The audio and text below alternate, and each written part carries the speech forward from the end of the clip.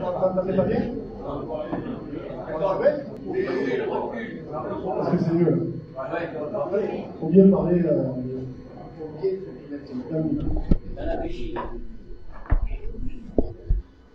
Bon, bonjour à toutes et tous. Déjà vous remercier de votre présence ici, remercier les candidats élus présents pour ce débat public sur la question des transports voyageurs sur le département des Pyrénées-Orientales. Donc remercier Edith qui est maire de Cavestany. Je vais lui laisser la parole avant de débuter. Un petit mot juste. Remercier Patrick qui est élu au conseil régional et qui en plus a la responsabilité des transports sur le département. Et remercier aussi Sylvie Ventura qui est candidate à la LUP. Quelle circonscription? La 1. Voilà. Je ne sais pas s'il y a d'autres candidats d'ailleurs aux législatives. Il me semble pas. Voilà.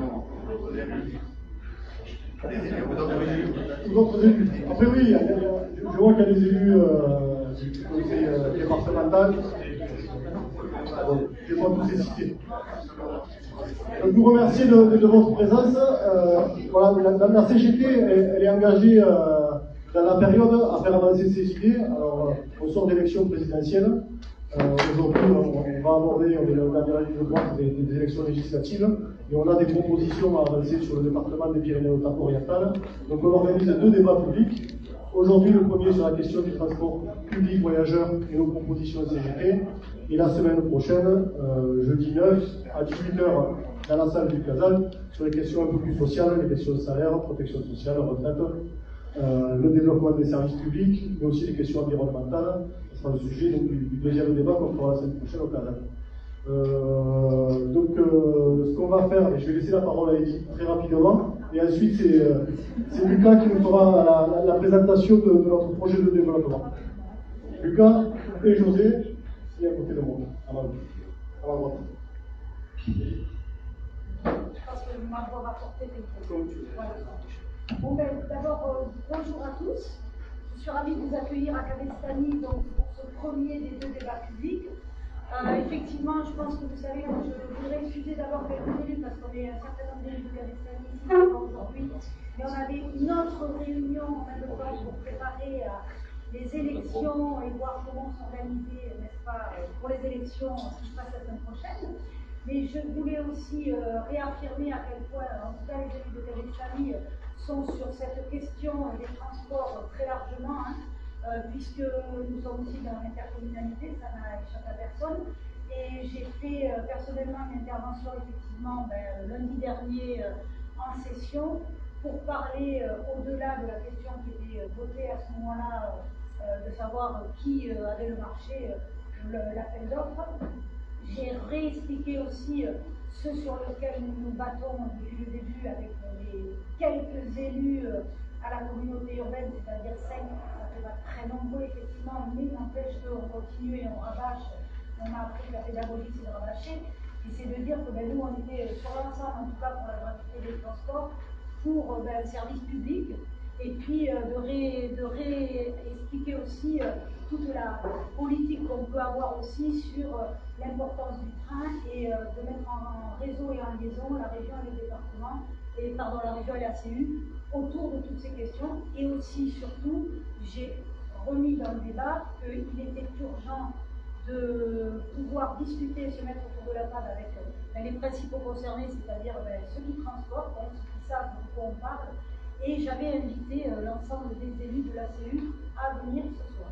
Voilà, c'est juste une petite annonce. Sinon, écoutez, je nous souhaite des bons débats et des bonnes discussions autour de ce premier temps. Merci. Merci.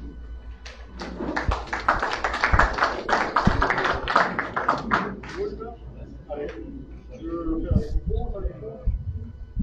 les micros. On va commencer donc par présenter le diapo. On ne va pas s'arrêter sur chaque fiche pour lancer le débat. On présente les diapos et on verra le débat par la suite.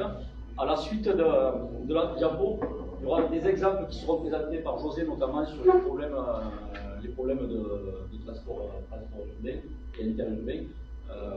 Pour expliquer vraiment les difficultés qu'on a. Donc vous le verrez au fur et à mesure, mais on prendra un petit moment avec José et après on lancera le débat sur l'ensemble des points qu'on a représentés. Après, c'est pas exhaustif, donc chacun pourra éventuellement.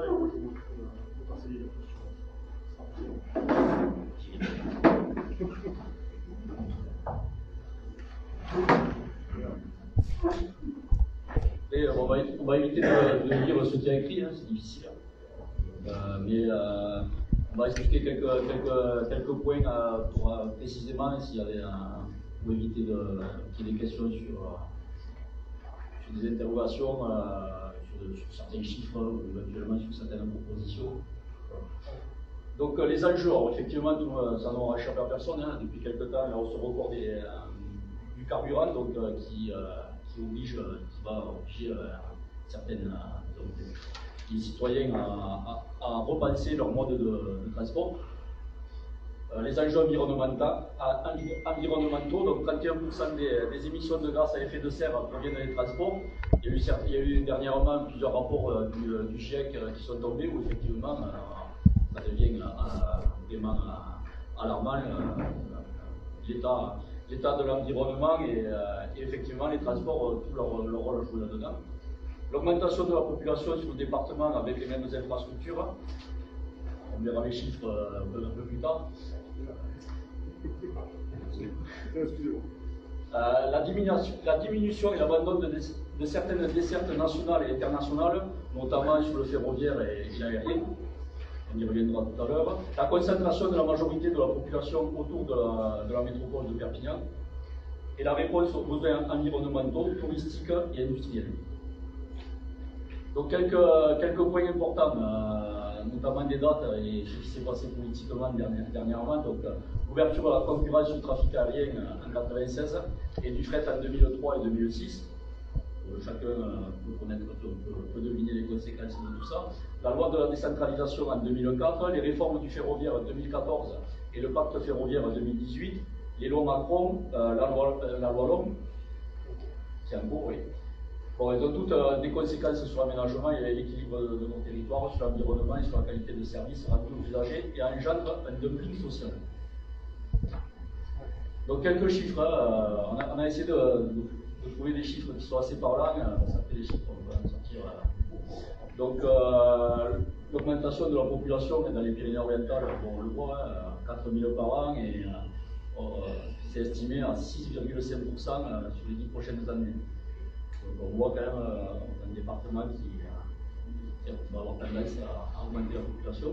11 communautés de communes, une communauté urbaine où 56% de la population des PO réside sur le périmètre de Perpignan Méditerranée métropole. Donc c'est quand même important, c'est aussi les chiffres à mettre en perspective par rapport à nos débats sur le transport sur le département. Donc 56% c'est énorme, et 58% des actifs travaillent dans une commune autre que celle de leur résidence. Ça explique aussi les besoins de transport qui sont liés. Et sur le point de vue touristique, c'est quand même le 7e département touristique français.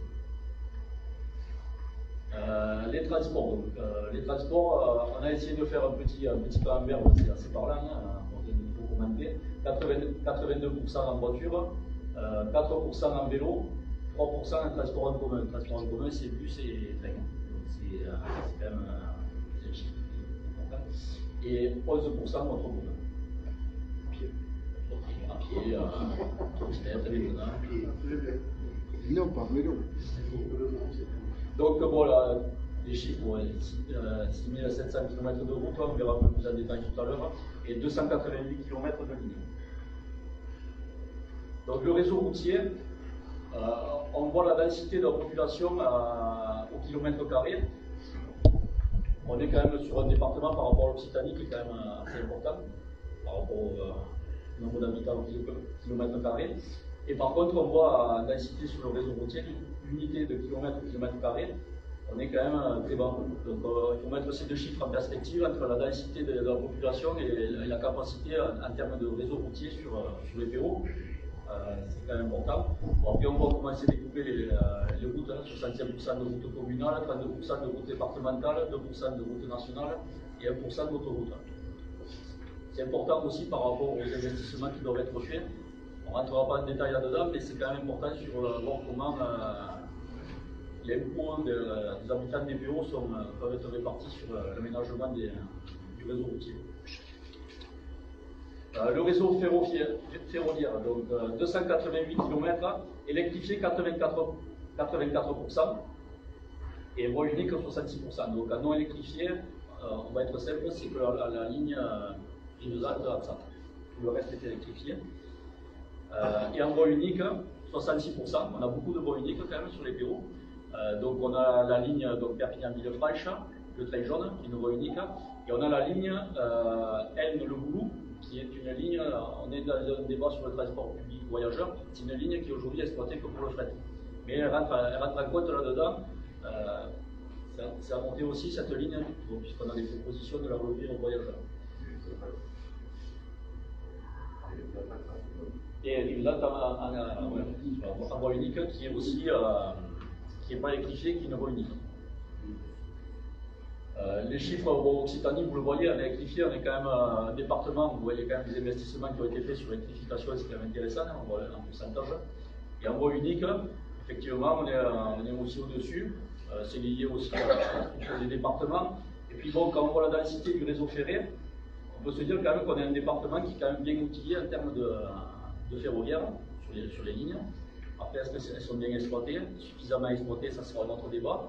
Mais on a des infrastructures aujourd'hui qui sont présentes, maintenir et améliorer, mais moins utilisées. Et aujourd'hui, bon, là-dessus, on a beaucoup de propositions, puisque on a quand même un bel outil qui n'est pas assez utilisé. Donc, bon, les gares, évidemment, Perpignan, 63%, mais on a quand même d'autres gares qui sont quand même pas mal utilisées. Et dans le cadre de nos propositions, c'est aussi pas redistribuer les voyageurs, mais il y a possibilité d'améliorer la fréquentation des autres gares, que ce soit Argelès, Lourdes, Rivesaltes, Villefranche et d'autres gares sur le département, notamment sur la Côte. Et puis les nouvelles lignes qu'on va pouvoir réouvrir aux voyageurs. Je ne sais pas si elles seront dans le top 5 prochainement, mais pour l'instant, notamment CD. Voilà, après, une petite explication alors, des autorités organisatrices sur le département. C'est là qu'on s'est rendu compte dans le cadre de nos travaux, la difficulté d'organiser les transports, que ce soit routier, ferroviaire, aérien, sur un département où effectivement, bon, avec toutes les lois qui sont tombées depuis des années, la décentralisation et compagnie, on se retrouve, c'est un millefeuille. Et on va vous expliquera tout à l'heure les conséquences que ça a sur les usagers. C'est quand même une des causes de toutes ces conséquences. Donc, la Comaglo, elle a les bus urbains, interurbains, avec à l'intérieur des délégations de services publics. La semaine dernière, il y a eu un appel d'offres qui est passé. Pour à l'intérieur, bon, il y a 5 km, il y a aussi Vectalia, et il y a des problèmes aussi avec Vectalia. On n'en a pas assez parlé, mais c'est un vrai souci. La région Occitanie, qui aussi est en charge du réseau bus interurbain et bus scolaire, le train TER et l'aérien, et l'État qui est, on va dire, l'autorité organisatrice sur le TGV, le TET, le train de nuit et l'aérien. On a mis tout ça sur la même diapo parce qu'on ne peut pas non plus les séparer. Alors, les autorités organisatrices, elles les ont séparées naturellement. Et pour la CGT, nous, on ne peut pas les séparer, parce qu'effectivement, c'est vraiment une complémentarité, que ce soit le TGV, que ce soit le TER, que ce soit le bus, ça pourrait être le vélo, ça pourrait être l'aérien également. Donc tout ça, nous, on ne peut pas le traiter séparément. Donc c'est pour ça qu'on essaie d'en parler et de trouver des solutions pour organiser tout ça. Et les infrastructures, effectivement, donc il y a la Comaglo et les communes, le département, les régions et l'État, que ce soit sur le réseau routier, sur le ferroviaire, sur les aéroports également.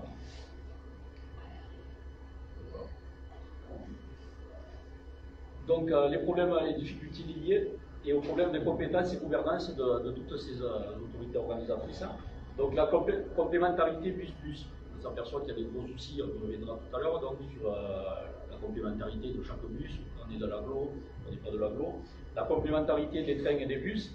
Alors les trains, on va dire, sur la partie LIO, avec les bus LIO, on a amélioré certaines dessertes, il y a encore des choses à faire, à améliorer Mais on tend à y travailler là-dessus, puisque c'est la même AO, on arrive encore à discuter, même si tout n'est pas parfait. Par contre, entre les trains à l'agglo et à l'intérieur de l'agglo, ça devient très compliqué. Bon, la tarification des bus et des trains, des infrastructures, le désengagement de l'État sur les relations nationales et internationales. On a l'exemple de l'aérien où Air France s'est désengagé complètement de l'aéroport et on a les conséquences directes, le nombre de vols qui a diminué, et les tarifs qui sont au même niveau, si ce n'est plus cher, puisque Transavia fait payer les bagages, et à la sortie, la plupart des usagers, les utilisateurs de l'avion, ils nous disent que ça leur a changé, ça coûte même parfois plus cher.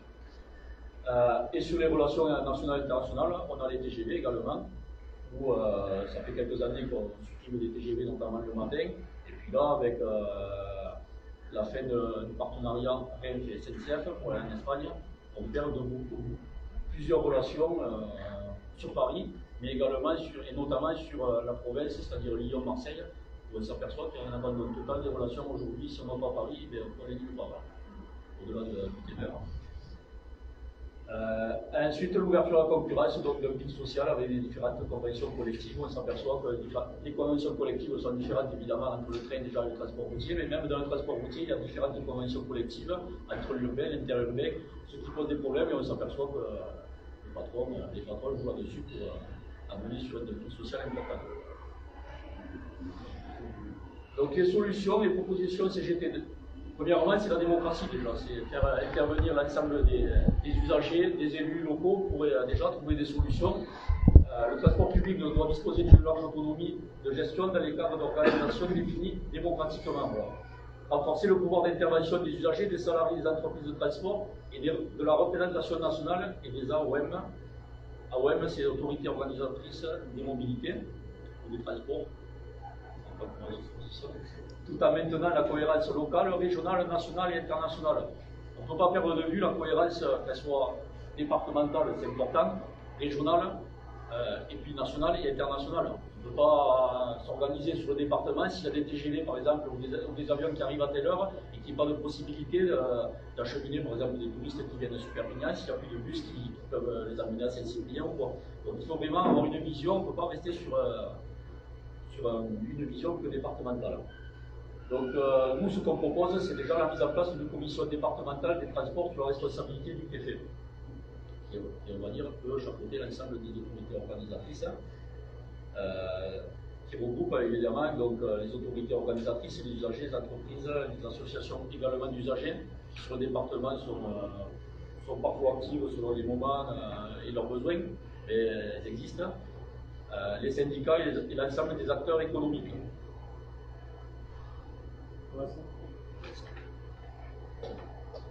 Donc, dans les propositions CGT, donc c'est sur l'investissement et le développement. Alors, on va éviter de rentrer trop dans les détails, sinon ça serait très très long. C'est la redistribution des dessertes bus en lien avec les PEM, donc c'est les pôles d'échange multimodaux, PEM. La complémentarité des dessertes bus-train, bon, train en Lyon, bus en Lyon, en fonction des propositions qu'on aura, on le verra. La réouverture, donc il y a deux points importants, c'est la réouverture de deux lignes qu'on porte à la CGT depuis très longtemps pour le ferroviaire, c'est-à-dire N-Serré et Rivesaltes-Alsace. La création de plusieurs haltes et de pôles d'échange multimodaux, effectivement la réouverture de lignes s'accompagne de dessertes fines au-delà de ces gares, c'est-à-dire sur Serré, évidemment il faudrait une desserte de bus pour régler l'ensemble du Val-Espire si le train arrive à Serré. Et puis la reprise de dessertes TGV entre Perpignan, Lille, Lyon, Marseille, l'ensemble, on va dire, des grandes villes du pays. Et le maintien du partenariat RF et SNCF à liaison transfrontalière, puisque effectivement, ça fait des années qu'on parlait de l'ouverture sur Barcelone, et plus ça va, et plus on perd de train. Et aujourd'hui, c'est une catastrophe. La plupart des personnes qui veulent aller en Espagne, ils vont prendre le train à Gérone ou à Figueres pour arriver à Barcelone. Personne ne prend le train à Figueres. Développer les zones avec Barcelone et la côte méditerranéenne. Barcelone, c'est effectivement le TGV, mais il y a également la côte catalane à repenser. Et le développement de l'aéroport dans le cadre de politiques publiques, maintien de la France sur Perpignan. Après, ça peut être un débat également, mais contre l'avion, mais il y a un aéroport, il y a des dessertes qui sont faites, qui soient faites dans le cadre d'un service public et de politique publique, plutôt que Un coup c'est Ryanair, un coup ça va être Transavia, demain ça sera notre compagnie low cost qui font de la desserte financière et un aménagement du territoire. Donc, d'autres propositions donc, sur l'emploi, les normes sociales et environnementales et de sécurité. Donc, renationaliser l'ensemble des transports publics, c'est déjà un premier point important si on veut arriver à régler tous les problèmes qu'on rencontre. Création d'emplois nécessaires à la réalisation des services publics de qualité pour répondre aux besoins des usagers. Une harmonisation sociale vers le haut en prenant en compte un haut niveau de formation garant de la sûreté et de la sécurité.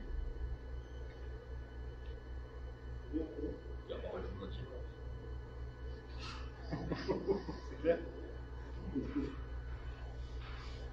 Donc la tarification, elle doit respecter les principes fondamentaux d'égalité et de traitement.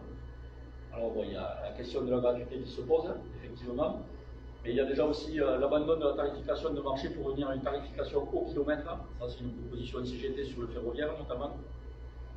L'amélioration des tarifs sociaux pour les jeunes, les retraités, les plus précaires et les privés d'emploi qui doivent tendre vers la gratuité d'accès.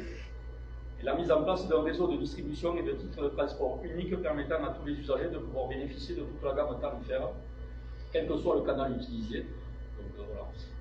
Donc effectivement, aujourd'hui, on en parlera tout à l'heure, mais entre l'IO, entre les bus de l'aglo, c'est quand même le parcours du combattant pour une personne, s'il veut traverser le département, prendre 3 billets, ça devient très très compliqué. Donc c'est une proposition qu'on fait dans le cadre de commission départementale de transport.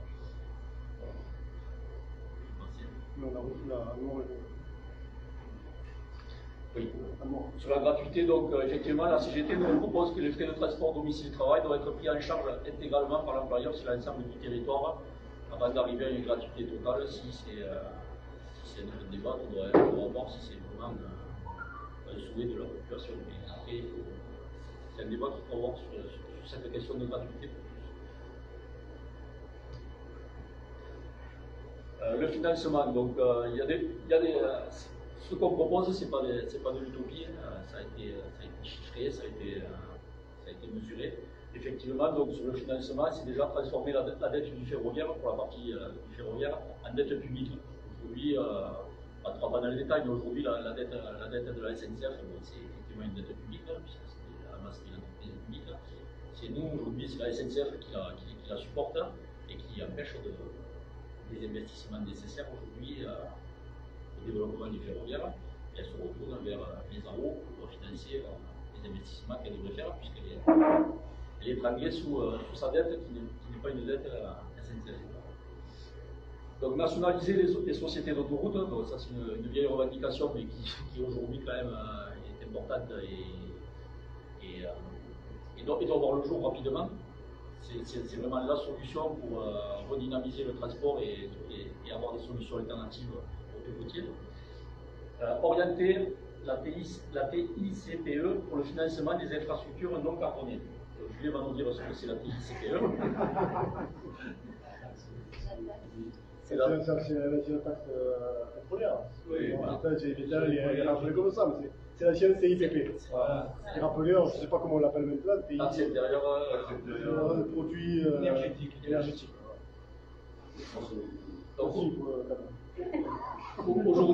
Aujourd'hui, il y a beaucoup d'entreprises qui sont exonérées de cette taxe. Donc, quand on dit orienter ou flécher cette taxe, c'est surtout pour la relancer et qu'elle soit utile et arrêter d'exonérer l'ensemble des entreprises qui, justement, utilisent du carbone. Que ce financement puisse aller vers effectivement des infrastructures non carbonées, c'est-à-dire du ferroviaire électrifié, du bus électrifié, pourquoi pas, il y a plein de solutions, mais effectivement, la TICPE, aujourd'hui, elle échappe à beaucoup d'entreprises et c'est pas normal. La création d'un versement de transport additionnel pour les régions, stopper l'ensemble des partenariats publics-privés qui ne servent que l'intérêt des groupes du BTP. On a les exemples dernièrement, notamment sur les LGV, où on s'aperçoit que les dernières LGV qui ont été faites en partenariat public-privé, c'est une catastrophe. Aujourd'hui, c'est tellement cher. Sur Bordeaux, il y a beaucoup de personnes qui prenaient le TGV et on supprime les trains parce que ça coûte cher. Et pourtant, Mais ici, je pense qu'ils ont fait d'énormes bénéfices sur la création de cette ligne. Et ils continuent à engranger. Donc la création d'un pôle financier public participant au financement des infrastructures et la mobilisation de l'épargne populaire. Quasiment.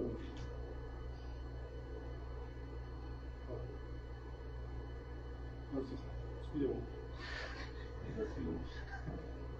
Donc ça c'est le schéma de transport existant. Bon, effectivement on s'est arrêté à Prades, mais bon, il y a toute la partie Conflans, Cerdagne et Capcir.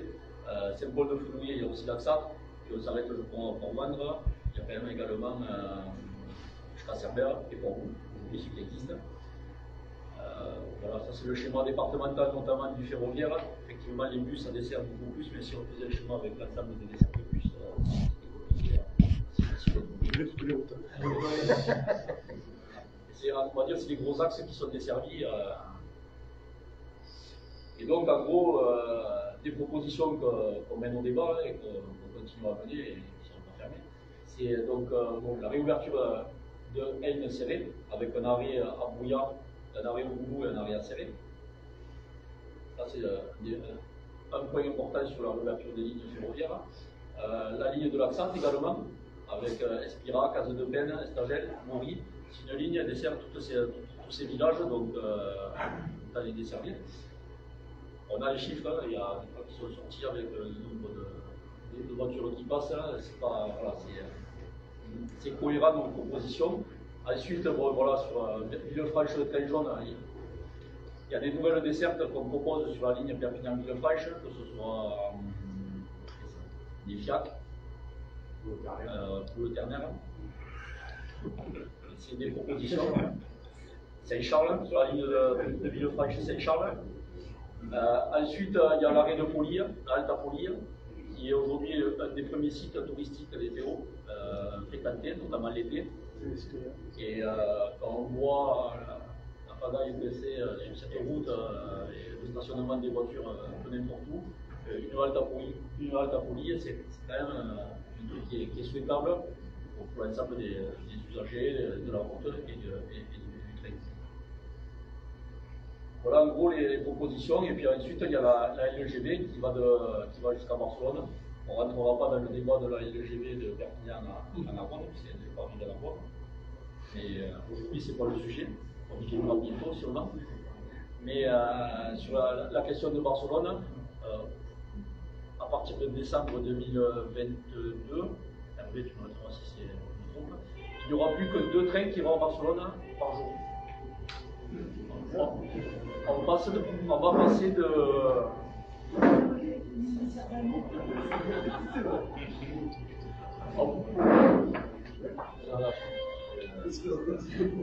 On va passer Perpignan-Barcelone, on passe de 6 allers-retours par jour à 2 allers-retours. Donc on perd la liaison Marseille, on perd la liaison Lyon, on avait déjà perdu la liaison Toulouse, et là on perd un Paris-Barcelone.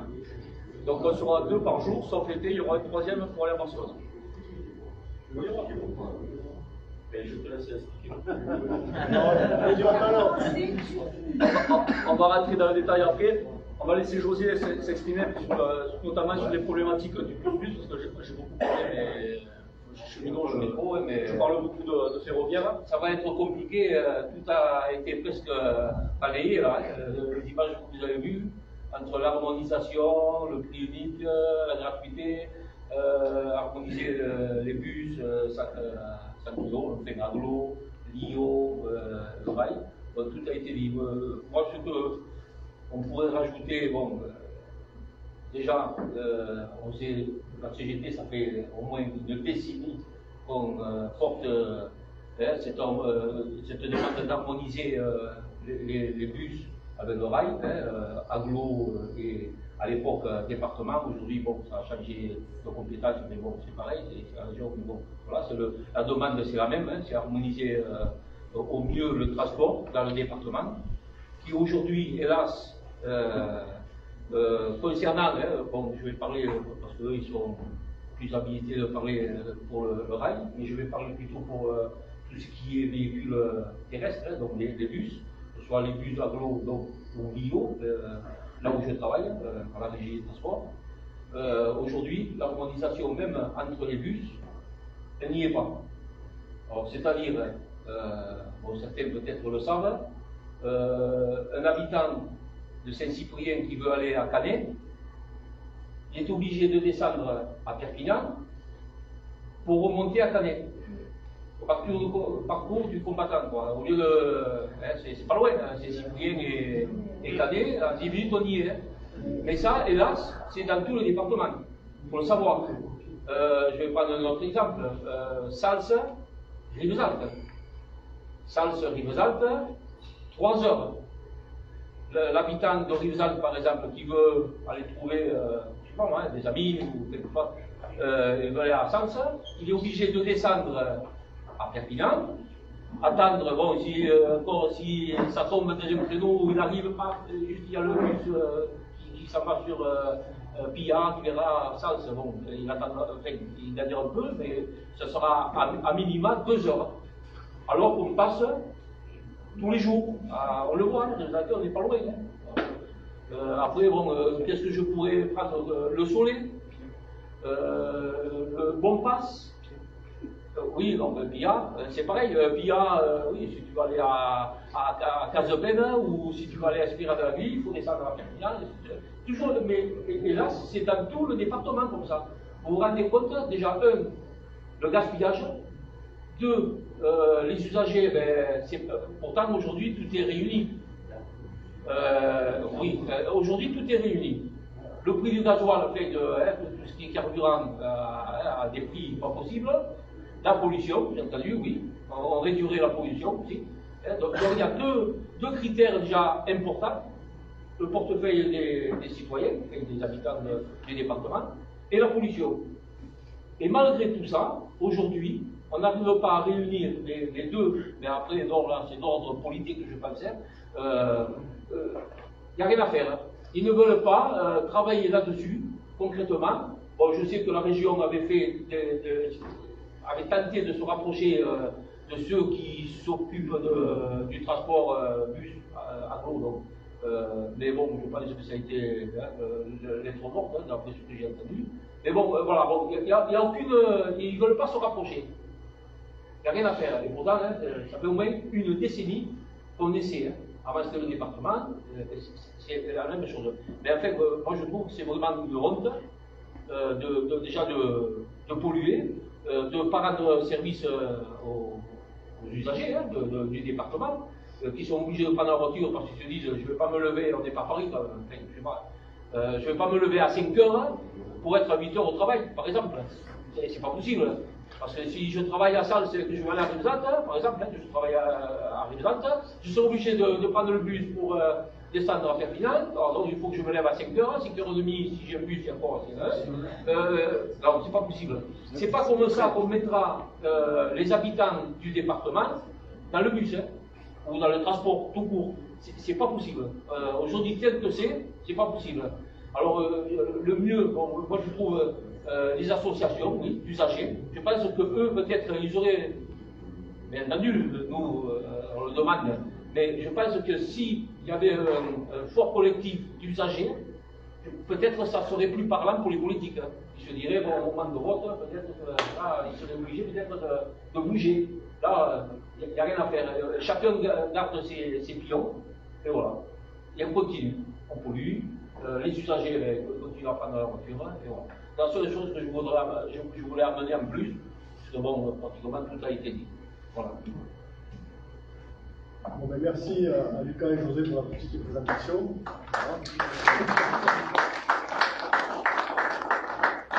Avant de laisser place au débat, justement, vous dire que c'est une première réunion départementale sur le sujet et on a volontairement coupé les choses en deux, c'est-à-dire qu'on aborde vraiment la question du transport public voyageur.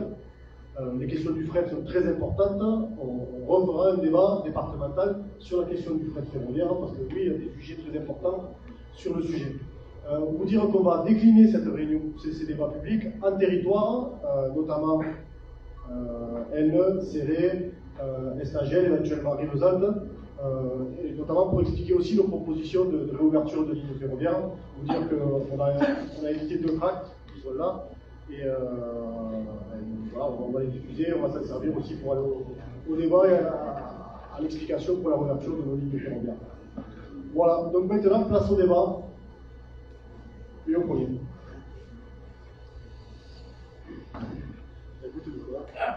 Gros, j'ai une voix assez forte.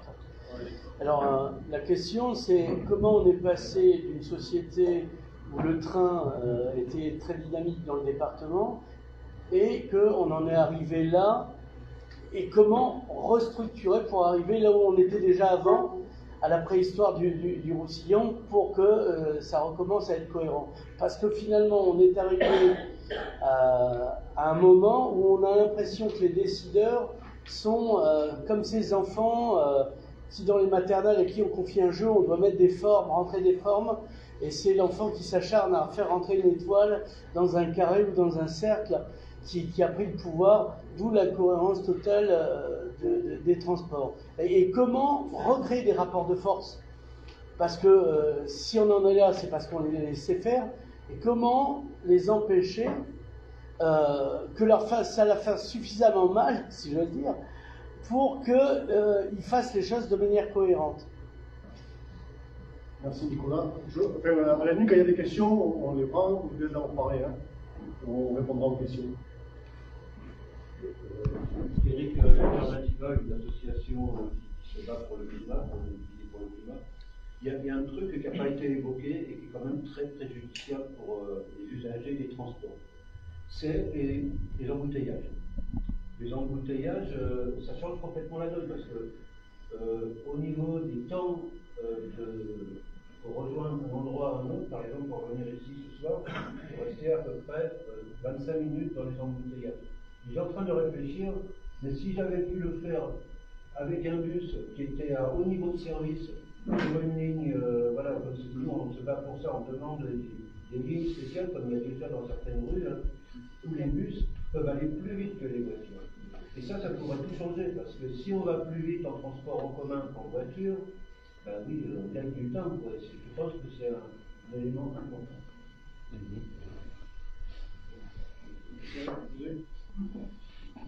Oui, je crois qu'il faut qu'on...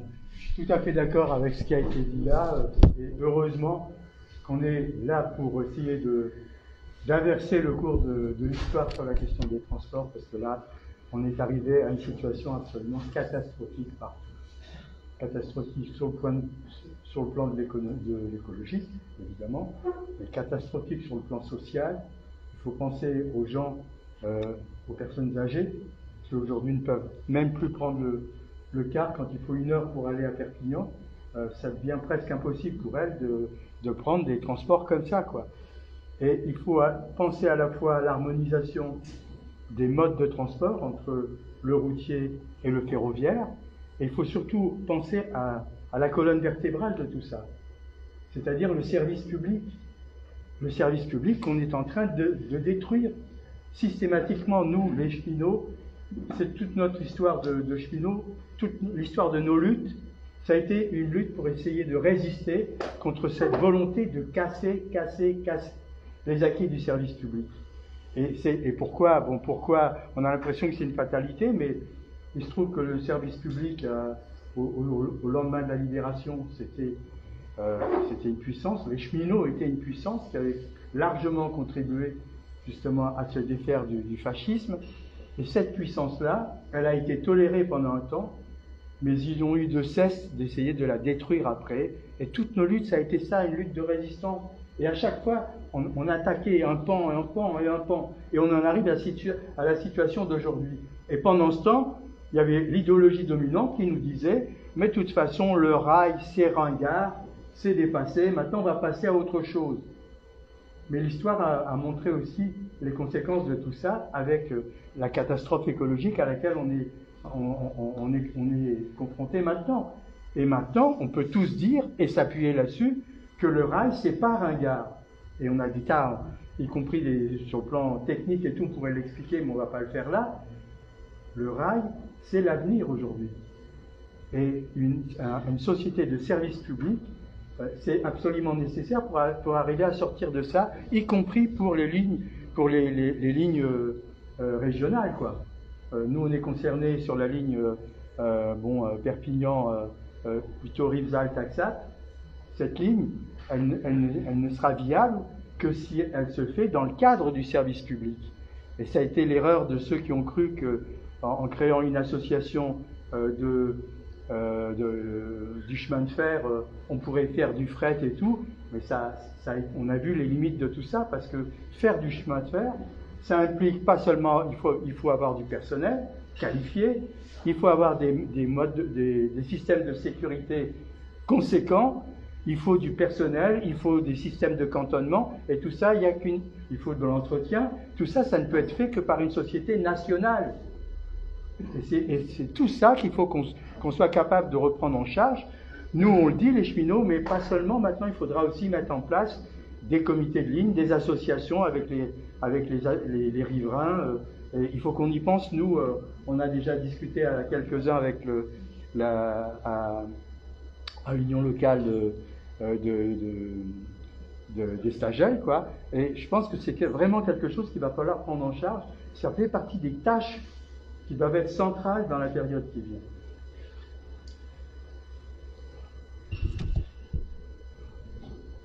Par rapport au premier point, là, parce qu'effectivement, il n'y a pas que du négatif. Il faut quand même se servir de ce qui est positif pour montrer qu'une autre voie est possible, parce qu'il y a une autre voie, le ferroviaire ou le bus. On a des exemples. On est quand même sur une région qui augmente le nombre d'usagers dans le train. L'objectif, c'est de passer de 70 000 voyageurs jour à 100 000 voyageurs jour. Donc c'est la région qui l'annonce. Et effectivement, nous, en tant que cheminots, on le constate. Alors des fois, on dépend, ceux qui prennent le train, notamment sur des relations comme Montpellier ou Toulouse, où on voit que les trains sont quand même très bondés, parfois un peu trop bondés, puisque le matériel ne suit pas derrière. Donc il y a une volonté, les gens se tournent quand même aujourd'hui vers le train quand on y donne les moyens et quand on a une ambition. On l'a vu sur la ligne Perpignan-Villefranche. Elle a été fermée le temps suite à un accident qu'il y a eu.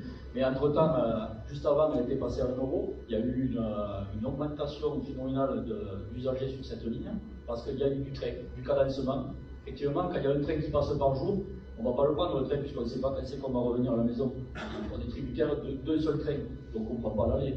Ça ne m'embête pas, on prend la voiture. Par contre, quand il y a du train cadencé toutes les heures, notamment sur ce qui se passe sur Villefranche, alors c'est peut-être pas parfait, mais les voyageurs, ils le prennent. On a des gares où il y avait un voyageur qui montait par jour.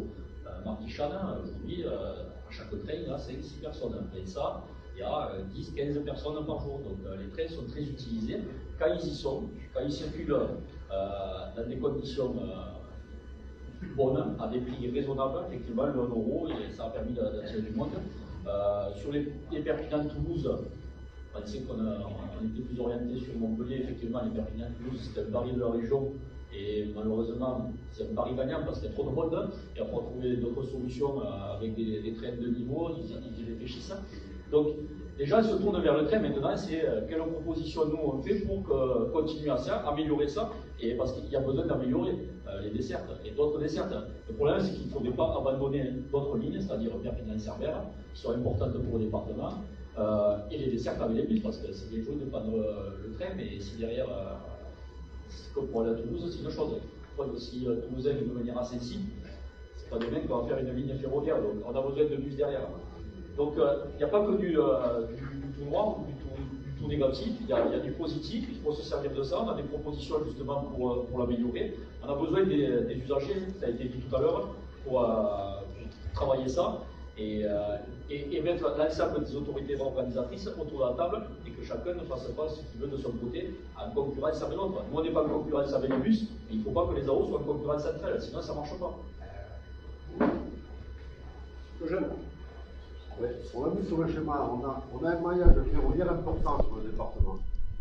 On dessert pratiquement toutes nos vallées. Serré, Axat. Sauf qu'il y a 2 lignes qui ne sont pas exploitées au niveau voyageurs et qu'il y a des risques qu'elles soient déposées un jour ou l'autre. C'est-à-dire qu'ils enlèvent les rails. Et là, pour remettre des trains dessus, ça va être de plus en plus compliqué. C'est pour ça qu'il y a quand même une urgence, d'après moi, à les rouvrir, ces lignes. Parce que la chance qu'on a, c'est qu'on a du ferroviaire, et qu'on ne l'utilise pas sur 2 lignes qui pourraient être exploitées assez rapidement. Après, sur la complémentarité des transports entre l'agglo, je parle du routier maintenant, la billettique, c'est un truc assez facile à mettre en place. Hein. On a la région et l'agglo. La région, c'est le ferroviaire, le routier, et on a l'agglo sur le routier. Pour la billettique unique, ça se fait ailleurs, c'est un truc assez facile à mettre en place. Il suffit de se mettre autour d'une table. La problématique, c'est de se mettre autour d'une table pour dire maintenant, avec un billet, vous prenez le bus ou le train dans tout le département. Sauf que ça, c'est une volonté politique à mettre en place qui n'est peut-être pas aussi évidente que ça. Je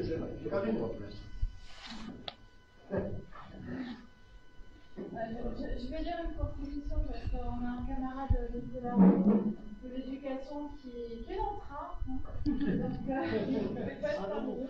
Donc il nous a envoyé un texte que je vais lire. Je vous rassure, c'est pas très long, c'est pas moi qui l'ai écrit. Le dérèglement climatique nécessite de multiples changements, aussi bien dans le mode de production que dans les pratiques collectives. Les rapports scientifiques qui se succèdent depuis plusieurs années confirment que nos modes de production capitalistes et les choix politiques sont responsables du dérèglement climatique. Ces conséquences s'annoncent catastrophiques pour la planète et sa population. Famine, sécheresse, cyclones, incendies, inondations, réfugiés climatiques se multiplieront. Les conséquences du réchauffement que certains voyaient à un horizon très lointain se manifestent déjà. La crise écologique comme la crise sociale sont les résultats de décennies de politiques d'austérité, de régression sociale et de remise en cause des conflits sociaux, des services publics et de notre indépendance industrielle, où les intérêts privés et financiers priment sur l'intérêt général des populations et plus particulièrement des plus précaires. Il est donc urgent de changer de modèle de société. Dans le domaine des transports de voyageurs, il est urgent de diminuer les émissions de gaz à effet de serre en diminuant notamment l'usage de la voiture individuelle. Malheureusement, les politiques publiques, en particulier dans notre département, ont quasiment toujours été centrées sur le tout-voiture. Cela a inévitablement formaté les citoyennes et citoyens à son usage quasi exclusif et a favorisé les pratiques de plus en plus destructrices, même pour de faibles trajets. Les conséquences sont nombreuses. Très peu de pistes cyclables, un réseau de bus non coordonné, la fermeture des petites lignes ferroviaires, des grandes zones commerciales à l'extérieur des villages et des villes, avec la fermeture des commerces de proximité, etc. Les citoyennes et citoyens du département n'ont plus souvent le choix de leur mode de déplacement. Aujourd'hui, dans nos départements, la voiture est souvent une obligation. Les avancées trop récentes et trop tardives sont à souligner, mais s'avèrent bien insuffisantes, et il est de notre responsabilité de porter les revendications proposées au service de la population et qui sont créatrices d'emplois. Il y a plus de 10 ans déjà que l'affaire CGT 66, avec l'aide des ULAUD, portait un arrêt TER à proximité de l'université. Nous ne pouvons accepter les temps longs proposés par les schémas territoriaux. La plupart des propositions sont inscrites depuis longtemps. L'urgence nécessite des prises de décision rapides. Les millions d'euros soudainement disponibles après la crise sanitaire et distribués aux entreprises sans contrepartie auraient été bien plus utiles sur ces projets de service public. Au-delà des propositions présentées et que nous partageons, nous mettons au débat une proposition non exhaustive. Une réflexion sur l'intermodalité pour le transport des collégiens et lycéens, création de pistes cyclables permettant d'accéder aux établissements scolaires de façon sécurisée, les modes de déplacement alternatifs à la voiture, les actions éducatives sur les modes de déplacement, les douches dans les entreprises ou administrations pour les salariés qui utilisent leur vélo, le retour des guichets et administrations localement pour éviter les déplacements inutiles et la numérisation forcée. Pour les déplacements hors travail, les tarifs devraient être incitatifs et dégressifs pour 2, 3 ou 4 personnes. En effet, le trajet en voiture doit, quelle que soit la situation, nombre de personnes en véhicule, être supérieur au prix du déplacement en train. Ça, c'était pour la contribution de notre camarade de l'éducation. Je voulais rajouter quelque chose, parce que je me suis occupée un petit peu de transport quand j'étais adjointe à l'agriculture et Samy. On avait travaillé avec l'AGLO sur les changements qui étaient proposés. Donc il faut savoir que quand même, les sociétés qui s'occupent des bus ne parlent pas d'usagers, mais parlent bien de clients et parlent de rentabilité. Donc en fait, ce qui les intéresse, c'est le pointage, le nombre de gens qui montent, et en fonction du pointage, ils s'organise en fait tout le schéma des bus. Parce que forcément, on peut enlever des bus qui ne sont pas utiles, qui ne sont pas coordonnés, etc., les gens ne les prennent pas. Donc, le nombre de personnes diminue, et donc ils suppriment la ligne. Alors qu'il faudrait réfléchir à long terme en partant des besoins des gens et pas en fait de la rentabilité. Donc, autre chose, donc, vous avez changé les bus sur Cadet-Famille, le petite commune, donc c'était quand même assez symptomatique. Vous avez mis le bus que dans un sens, c'est-à-dire que quand on voulait rentrer chez soi, il fallait faire tout le circuit pour retourner en famille. Voilà. Et c'est grâce à la mobilisation en fait, de la population, parce que nous, élus, on a sondé la population, on a eu un retour très fort, on a pu appliquer pour justement renégocier ce schéma et refaire des bus qui allaient dans les deux sens, plus séparation, etc. Et donc, du coup, je rejoins complètement les propositions qui sont faites. Donc, effectivement, il faut s'appuyer sur les usagers et la population pour faire entendre ces revendications. Merci, Karine. Régis. Je pense que la dernière période, notamment dans le cadre des présidentielles, la question des transports a été complètement occultée. Donc, aujourd'hui, l'intérêt. D'ailleurs, ça m'inquiète quand on voit le gouvernement Borne, juste un petit mot sur Borne. Elle a travaillé à la SNCF et à la RATP, ça a été une vraie casse sociale, tant pour les salariés que pour les usagers. Voilà, donc je referme la parenthèse. Mais aujourd'hui, il n'y a ni ministère des Transports, ni ministre des Transports. Ça veut dire cette question-là, politiquement, comment elle est prise en compte, ils en ont rien à foutre. Excusez-moi. Mais, donc c'est à nous de porter derrière le rapport de force qu'effectivement, pour cette question-là, et j'ai aimé le travail qu'on a fait au collectif Transport CGT, cette complémentarité entre le routier et les cheminots. On n'était pas là sur l'intérêt corporatiste, on était bien là sur l'intérêt général. Je pense que c'est ce qui doit nous motiver, l'intérêt général. Parce qu'aujourd'hui, il y a beaucoup de gens, faute de moyens de transport, ne peuvent pas bosser parce qu'ils n'ont pas le permis ou pas de voiture, pas les moyens de payer une voiture. Les transports collectifs ne répondent pas. Ouais, donc il y a toutes ces questions-là qu'on a besoin de travailler, qu'on a besoin de développer. Comme l'a dit Julien, on va développer les débats publics dans les localités. Je suis sur Serré, il y en aura une en septembre, on va distribuer un tract en juin, là aussi, sur le tract que vous avez, pour informer, tout ça, y compris pour attendre les populations des citoyens. Parce que je pense qu'on n'a pas la science infuse, il y a peut-être des besoins qui vont nous venir et qu'on n'avait pas pensé. Bon, je pense que toutes ces choses-là, c'est ce qu'on a besoin de travailler dans la prochaine période, au-delà du deuxième tour des législatives, que j'espère que le résultat sera bien pour qu'effectivement on puisse porter, nous, organisations syndicales, citoyens, le débat, nos revendications, nos exigences, mais il faudra le continuer, c'est dans la durée. Et je pense qu'il y a une perspective aujourd'hui, José l'a dit, le prix des carburants, les coûts externes, c'est-à-dire l'accidentologie, la pollution, les dégâts aux infrastructures et tout. Comment on met ce problème-là au cœur des exigences. Dernier point, dans le PowerPoint, il y a eu les partenariats privés-publics. On n'a pas besoin d'aller chercher la ligne pour Bordeaux, le tunnel. Un gaspillage d'argent. En plus, deux entreprises ferroviaires historiques, la Renfe, les Espagnols, la SNCF, se sont fait la guerre en termes de concurrence, plutôt qu'en termes de partenariat. Donc vous voyez où on en arrive, il n'y a pratiquement plus de train. Par contre, c'est un gouffre financier, et ça, c'est nous qui le payons. Bon, je dirais, certains sont tranquilles, hein, les pertes ont été socialisées. Les profits, non, mais les pertes ont été socialisées. Voilà, donc je pense que c'est ça qu'on a besoin de travailler, qui répond aux besoins, parce qu'on a des formidables outils, on a des salariés, qu'ils soient routiers, cheminots, qui ont encore envie de bosser, qui sont motivés, mais pour peu qu'on leur donne les moyens de travailler correctement et de rendre un service utile et efficace à la population. C'est fini. Moi, Patrick, plutôt, oui, s'il te plaît. Moi, je voudrais répondre, je voudrais ajouter au débat, ça n'a pas été dit encore, ni par dans la présentation. Il y a un truc qui est quand même important en ce moment, c'est les zones à faible émission. Parce qu'à un moment donné, vous aurez des gens qui ne pourront plus rentrer en ville. C'est-à-dire, si vous avez des voitures un peu pérables, moi, écoutez, je suis en période électorale, j'ai fait campagne dans les Hauts-Cantons. mais il y a des gens, ils ne s'en vont plus à Perpignan. Parce qu'avec les routes, avec les, comment ça s'appelle, avec les revenus qu'ils ont et avec les bagnoles, combien ça coûte à l'entretien, donc il y a des gens qui ne pourront pas. Ça, c'est le premier. Ça, il faut vraiment le prendre en compte. Donc moi, je pense qu'on est tous d'accord sur le constat qu'on peut faire sur l'utilité des transports collectifs. La région, elle y est dedans.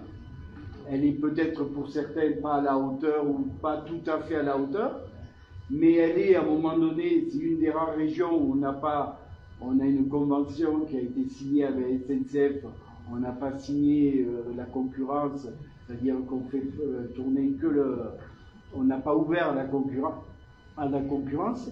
Moi, ce que je voudrais dire, c'est les AOT. Et c'est vrai que dans les comment ça s'appelle, ça pour le commun des mortels, c'est incompréhensible. À Cabestany, on le voit, mais si vous allez dans les Hauts-Cantons, c'est incroyable. C'est-à-dire que si vous allez à Saint-Paul, moi je suis monté cette semaine, vous suivez un quart de Vectalia, vous suivez un quart de Keoli, de Lyon, et il y en a un qui va à Saint-Paul, il y en a un qui s'arrête à Stagiaire. C'est la foire d'Ampoule. Et ça, c'est José, il a tout à fait raison. Il a tout à fait raison. Par contre, là, moi je demande, là, sincèrement, j'ai rencontré au début, le responsable au transport de l'Aglo. Il y avait au départ une volonté, d'essayer de parler, d'essayer d'harmoniser les choses. Il y a eu la crise sanitaire, ça s'est un peu perdu. On a essayé de relancer et il s'est greffé notre problème puisque l'aglo, nous on a envoyé à un moment donné. Alors moi je voulais pas le dire parce qu'à un moment donné ça fait un peu, c'est pas de ma faute, c'est leur faute, c'est pas vrai. C'est-à-dire qu'à un moment donné, là on a vraiment besoin des populations. Parce que moi pour me dédouaner, je peux expliquer à l'heure actuelle que l'aglo ne veut pas discuter avec la région parce qu'on est en bis-bis sur l'accident de Mias. C'est ça. C'est une histoire de comment ça s'appelle. C'est une histoire juridique puisque l'aglo essaye de revendiquer que l'accident a eu lieu sous la responsabilité de la région, alors que Mias c'est sur la responsabilité de l'aglo parce qu'il y aurait une vice de forme dans le contrat. Voilà, mais quand on en est. C'est-à-dire qu'il faut le régler. Après, il faut régler les scolaires qui sont dans l'aglo et qui partent.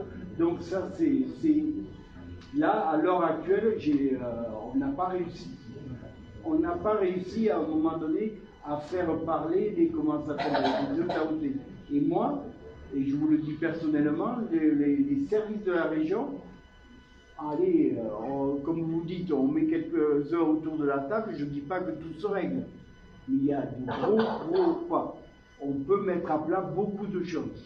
Après, on ne réglera pas tout. Mais à un moment donné, on pourra régler bien des choses. C'est-à-dire, et en plus, avec des choses simples, il suffit de faire des conventions entre les deux AOT. C'est-à-dire qu'à un moment donné, je te laisse ça, tu me laisses ça. Ça peut se faire. Il y avait une expérience au soleil qui marche, ça se fait, ça fonctionne. Donc à un moment donné, je me dis qu'il y a une autre volonté. Donc il y a quelque chose qui cloche et qui coince. Nous, on y travaille. Après, à un moment donné, moi, j'ai réellement besoin. Et ce que disait Julien, je pense que les transports, ce n'est pas qu'une affaire de techniciens. Ce n'est pas une affaire de technicien. Il faut réellement, moi depuis que je suis en charge, je n'étais pas technicien du transport, puisque mon métier c'était de faire du bête. On est comme le grand écart. Donc à un moment donné, c'est vraiment c'est une question de citoyenneté et de transport rentre dans l'intime déjà. C'est-à-dire qu'à un moment donné, c'est important. Et quand je dis ça, parce que le changement d'horaire, là c'est pour un papa ou pour une maman, c'est j'amène le gamin à l'école à telle heure, à la crèche, ça veut dire que si le car ne passe pas à telle heure, et si le car ne passe pas à telle heure pour rejoindre le train, puisqu'on peut tout, et bien toute la journée est bousculée. Donc vraiment le transport, ça va vraiment dans l'intime déjà. Et c'est là où c'est compliqué. Et c'est là où je dis que c'est pas une affaire que de techniciens, que de syndicalistes, que d'élus. C'est vraiment une affaire de tous les gens. Et quand on dit qu'il faut à un moment donné déployer les rencontres, mais à l'heure actuelle, je pense qu'il faut être à la limite plus actif. C'est-à-dire aller nous provoquer, de dire bon, ben, c'est bon. Moi, je le vois quand je change de. J'ai Madame la maire devant les yeux. Quand on change les horaires de certaines lignes, j'ai des habitants qui m'appellent à la maison. Ils disent mais le car il passe pas, ou le train passe pas. Mais attendez, regardez l'affiche elle a changé. Donc on sait que c'est à un moment donné une communication, on sait que c'est important et on sait que c'est pointu. Par contre, moi j'en suis sûr, il faut qu'on y arrive parce qu'à un moment donné, on ne pourra pas continuer dans ce sens. On ne pourra pas. José le disait, le prix des carburants, le prix de la pollution, donc on est coincé. Moi je trouve qu'on est coincé. Après, il ne faut pas faire de blabla. Et moi j'attends les élections. J'espère à un moment donné qu'il y aura une majorité qui va se créer. Et j'espère à un moment donné que le Premier ministre qui sera en place, et bien, à un moment donné, les dotations, il va faire ruisseler vers les collectivités. Parce que, et là, excusez-moi, je suis long parce que j'en ai gros sur la patate. Parce que, en conclusion, la région, allez, je me fais allumer, la région on a supporté le train de nuit alors qu'on n'aurait jamais dû. On a supporté la route nationale, la 116, alors qu'on n'aurait jamais dû. Après, à un moment donné, que Delga fasse ça, c'est son problème. Par contre, le problème déjà, il faut que le Premier ministre qui sera en place, les dotations de fonctionnement et les dotations reviennent réellement au service public. C'est ça l'enjeu. Il faut que les collectivités, elles aient du pognon pour faire fonctionner. Ils n'ont pas, à un moment donné, et c'est Karine qui le disait, un transport, ça ne doit pas être basé sur une rentabilité financière, ça doit être réellement basé sur une rentabilité humaine. Et c'est tout, quoi, je veux dire. Mais ça, pour ça, il nous faut un peu plus de pognon. Pardon. Merci, Patrick. Donc, rebondir par rapport à ce que dit Patrick, rappeler quand même la problématique que l'on vit, hein. Tout un tas de réformes qui visent justement l'ouverture à la concurrence, la libéralisation, et au final, ce sont les usagers, les contribuables qui sont les plus pénalisés, et derrière, il y a les travailleurs et les travailleuses aussi. On a eu la problématique là avec le renouvellement de la convention au niveau des bus. Je vais laisser la parole à Michael parce que je pense que ce qu'il a à dire sur le sujet, je pense que c'est important. Il y a certes un transfert de charges de 5 kg à Keolis, mais se pose la question de l'avenir de Vectalia, qui était l'entreprise mère, mais qui faisait de la sous-traitance de 5 kg. Et aujourd'hui, on voit qu'au niveau de l'agglomération de Perpignan, il y avait un dumping social sur l'organisation des transports routiers voyageurs, et qu'on ne tient pas du tout compte de l'avenir social des travailleurs de l'Agglanie. Aujourd'hui, on ne sait pas ce qu'ils vont devenir. Michael, si tu veux prendre la parole, juste un petit mot pour expliquer un peu la situation, et après je passerai la parole à M. Orange. Je suis traitant de Santo. Donc voilà, actuellement, la pollution de marché, ça a été Keolis qui l'a monté récemment. Et le problème, c'est que bon, on ne sait pas plus ou moins les sous-traitants comment il va être mangé à quelle sauce. Quoi. Et on va être transféré normalement en tant que Keolis, normalement c'est le délégataire du service public. Normalement, ces services-là doivent être repris par ces délégataires. Sauf que ce n'est pas le cas. C'est qu'ils vont transférer les chauffeurs à des filiales de Keolis et ils vont les dispatcher un peu partout. Le problème il est là. Et l'inquiétude des salariés actuellement, c'est problématique pour eux. On veut revaliter tout ça au niveau de l'aglo et faire savoir que les engagements et les paroles des élus, soi-disant la garantie d'emploi, la garantie de la convention, ne sont pas appliquées. C'est pour ça qu'on est là pour essayer de trouver une solution. Comment on va faire valoir nos droits. On vous aidera. Merci. Bon.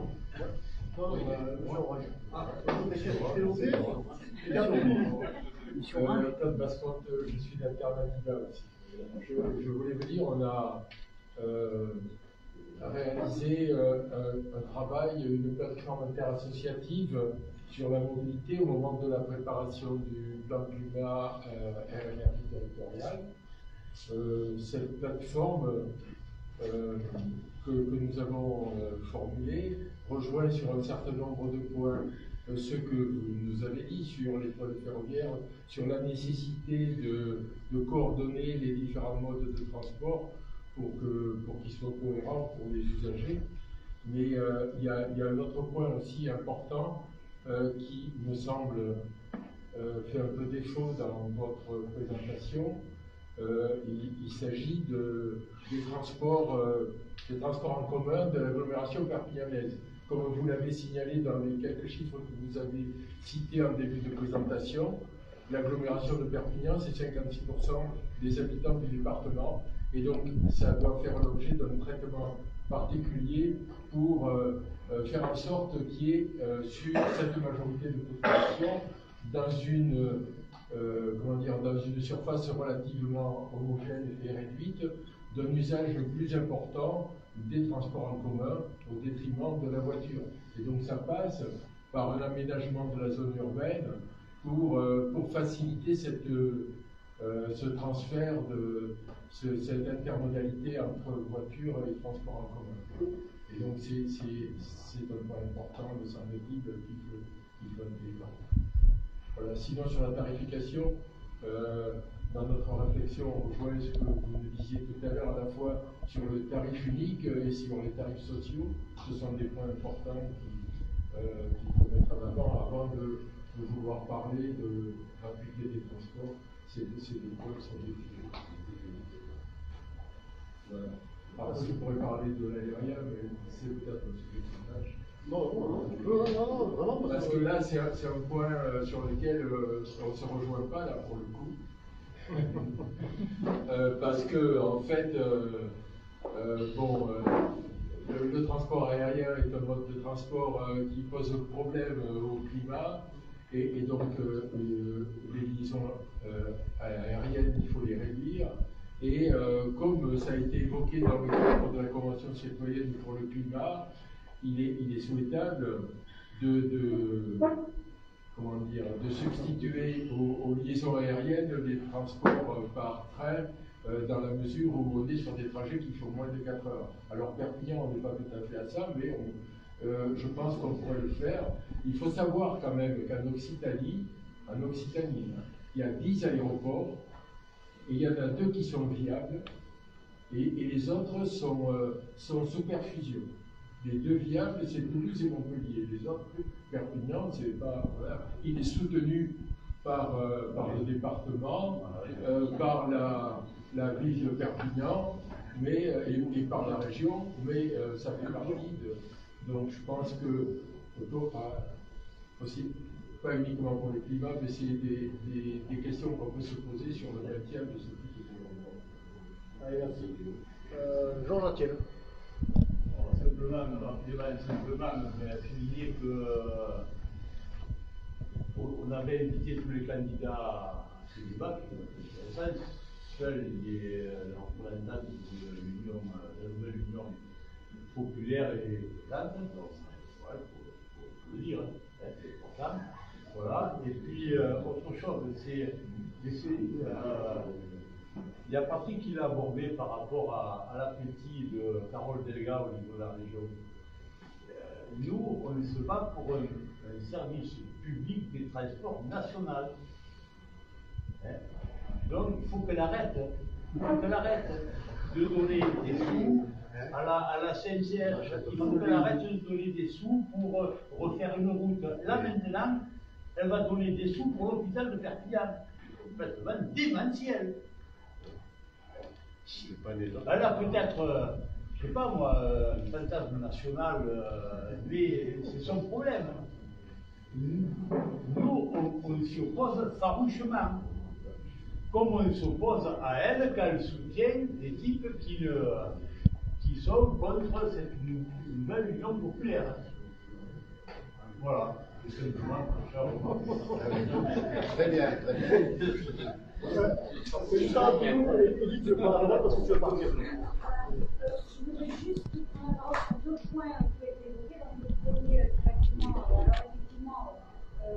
à l'intérieur de l'appel d'offres, il était très clairement dit qu'ils allaient reprendre l'ensemble. Donc là, pour le coup, c'est aussi la place des élus qui sont vertueux de l'égalité. Ce sont les 5, mais on a aussi d'autres qui sont cohérents et qui, à un moment donné, s'il y a des choses qui vont pas, qui entre eux, il y a une différence entre ce qui est écrit et c'est là où nous aussi on peut faire bien et on peut faire venir. Donc il faut vraiment que vous nous donniez la réalité des éléments entre ce qui a été dit et ce qui sera fait. Ça, c'est la première des choses que je voulais dire. Et parce que là, nous, on peut intervenir de notre côté. Sur la deuxième, c'était sur ce que disait par rapport à la place du citoyen, par rapport au transport public, effectivement, et au fait que c'est eux directement qui se retrouvent bloqués par les histoires de transport public. Je crois qu'effectivement, nous, à Cabestany, en bureau et en conseil municipal, on s'est dit à un moment donné, on aura aussi peut-être, pourquoi pas, une occupation des citoyens, parce que c'est avec eux qu'on va faire entendre, si nous on n'est pas assez dans le recours, c'est avec eux. Donc est-ce qu'il ne faut pas qu'on essaye de réfléchir aussi comment on fait pour arriver à un moment donné à mobiliser la population, parce qu'on les entend tous dire que ça ne leur va pas, qu'il y a tous les bus qui passent, qui ne s'arrêtent pas. Mais à un moment donné, c'est bien de dire, venez avec nous, et puis parce qu'on n'arrive pas à faire que les élus se retrouvent ensemble, on n'arrive pas, nous élus de notre petite place, à le faire, et bien si on est nombreux, ben, ce sera toujours peut-être plus productif. Voilà, c'est ma proposition. Allez, Pierre. Bon, Edith, ça va, elle va pas m'écouter. Vas-y. Comme Georges, d'abord, je dis nos sentiments. Des fois, il faut savoir le dire aussi. On a raison d'être là parce que l'avenir, c'est ce dont on discute. Et on a raison d'être là, et s'il y en a des élus, des candidats qui sont là, c'est qu'ils ont ce même sentiment. Et ça, c'est une bonne chose. Bien sûr, il va falloir l'élargir. Après, que d'autres ne viennent pas, à mon avis, c'est pas parce qu'ils sont faits. C'est parce que ce qui se passe aujourd'hui, ils n'ont pas traité.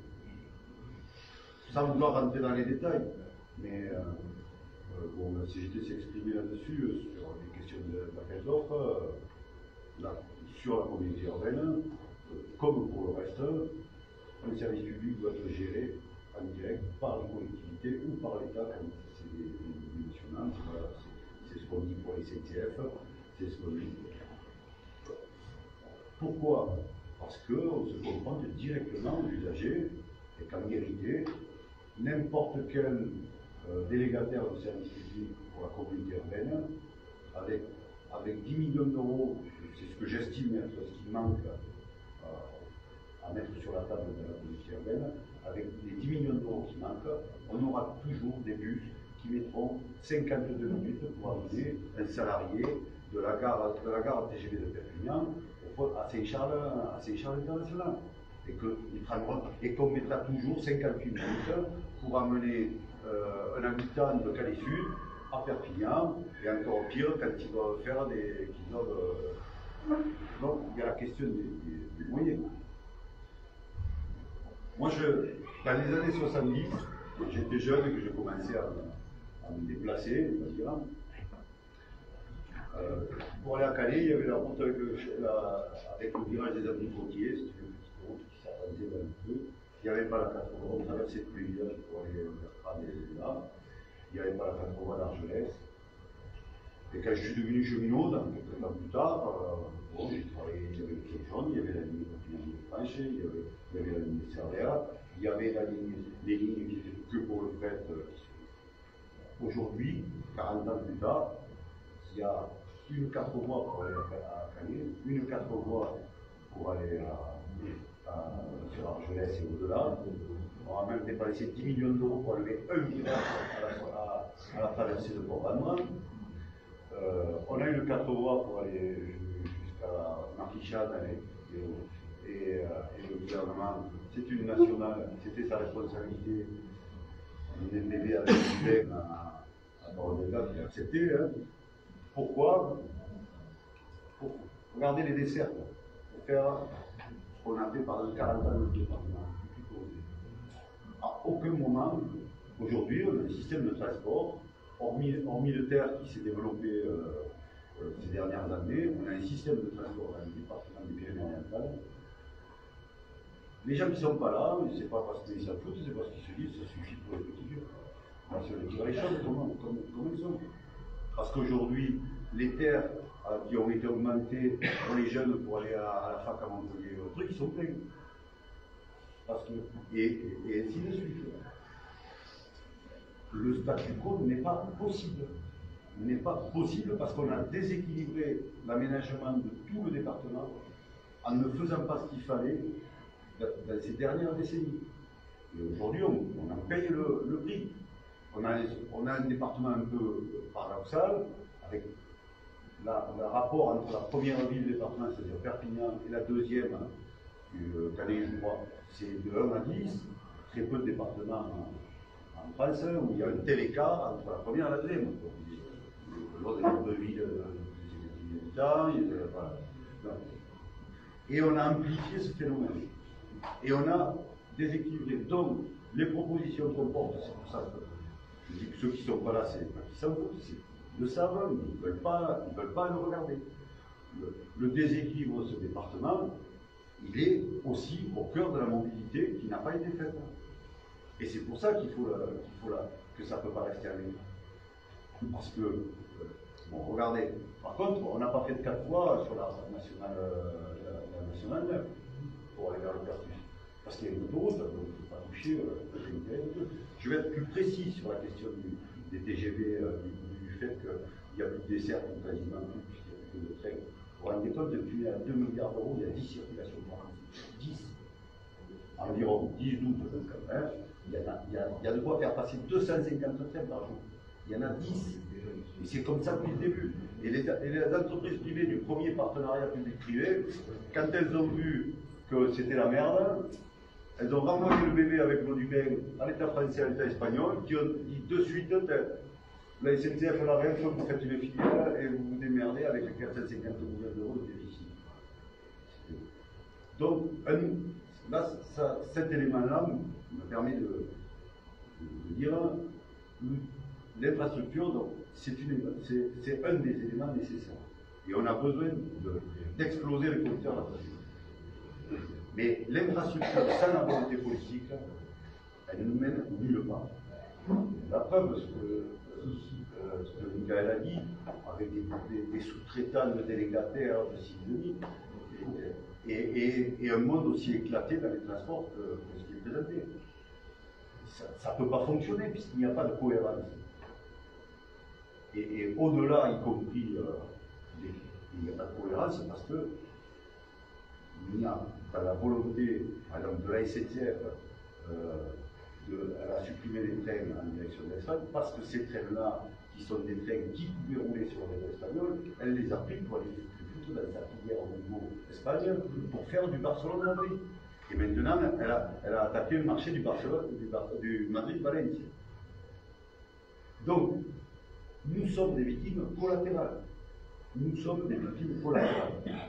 Et l'histoire d'Air France, je ne suis pas un chaud partisan de l'avion, mais que la société nationale, même si elle n'est plus d'État, nous a regardé combien vaut un vol.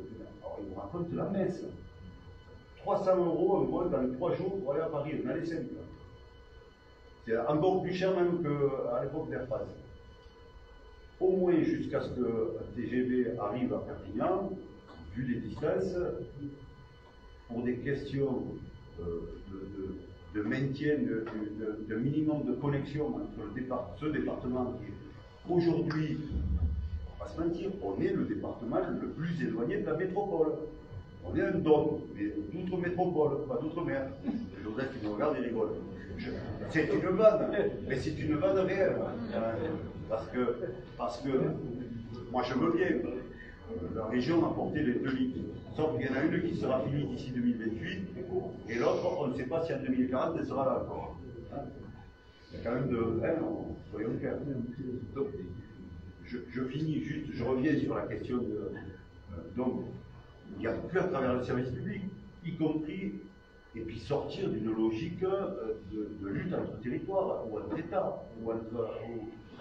Parce que si on ne coordonne pas le transport, c'est par définition quelque chose qui doit être planifié, quoi.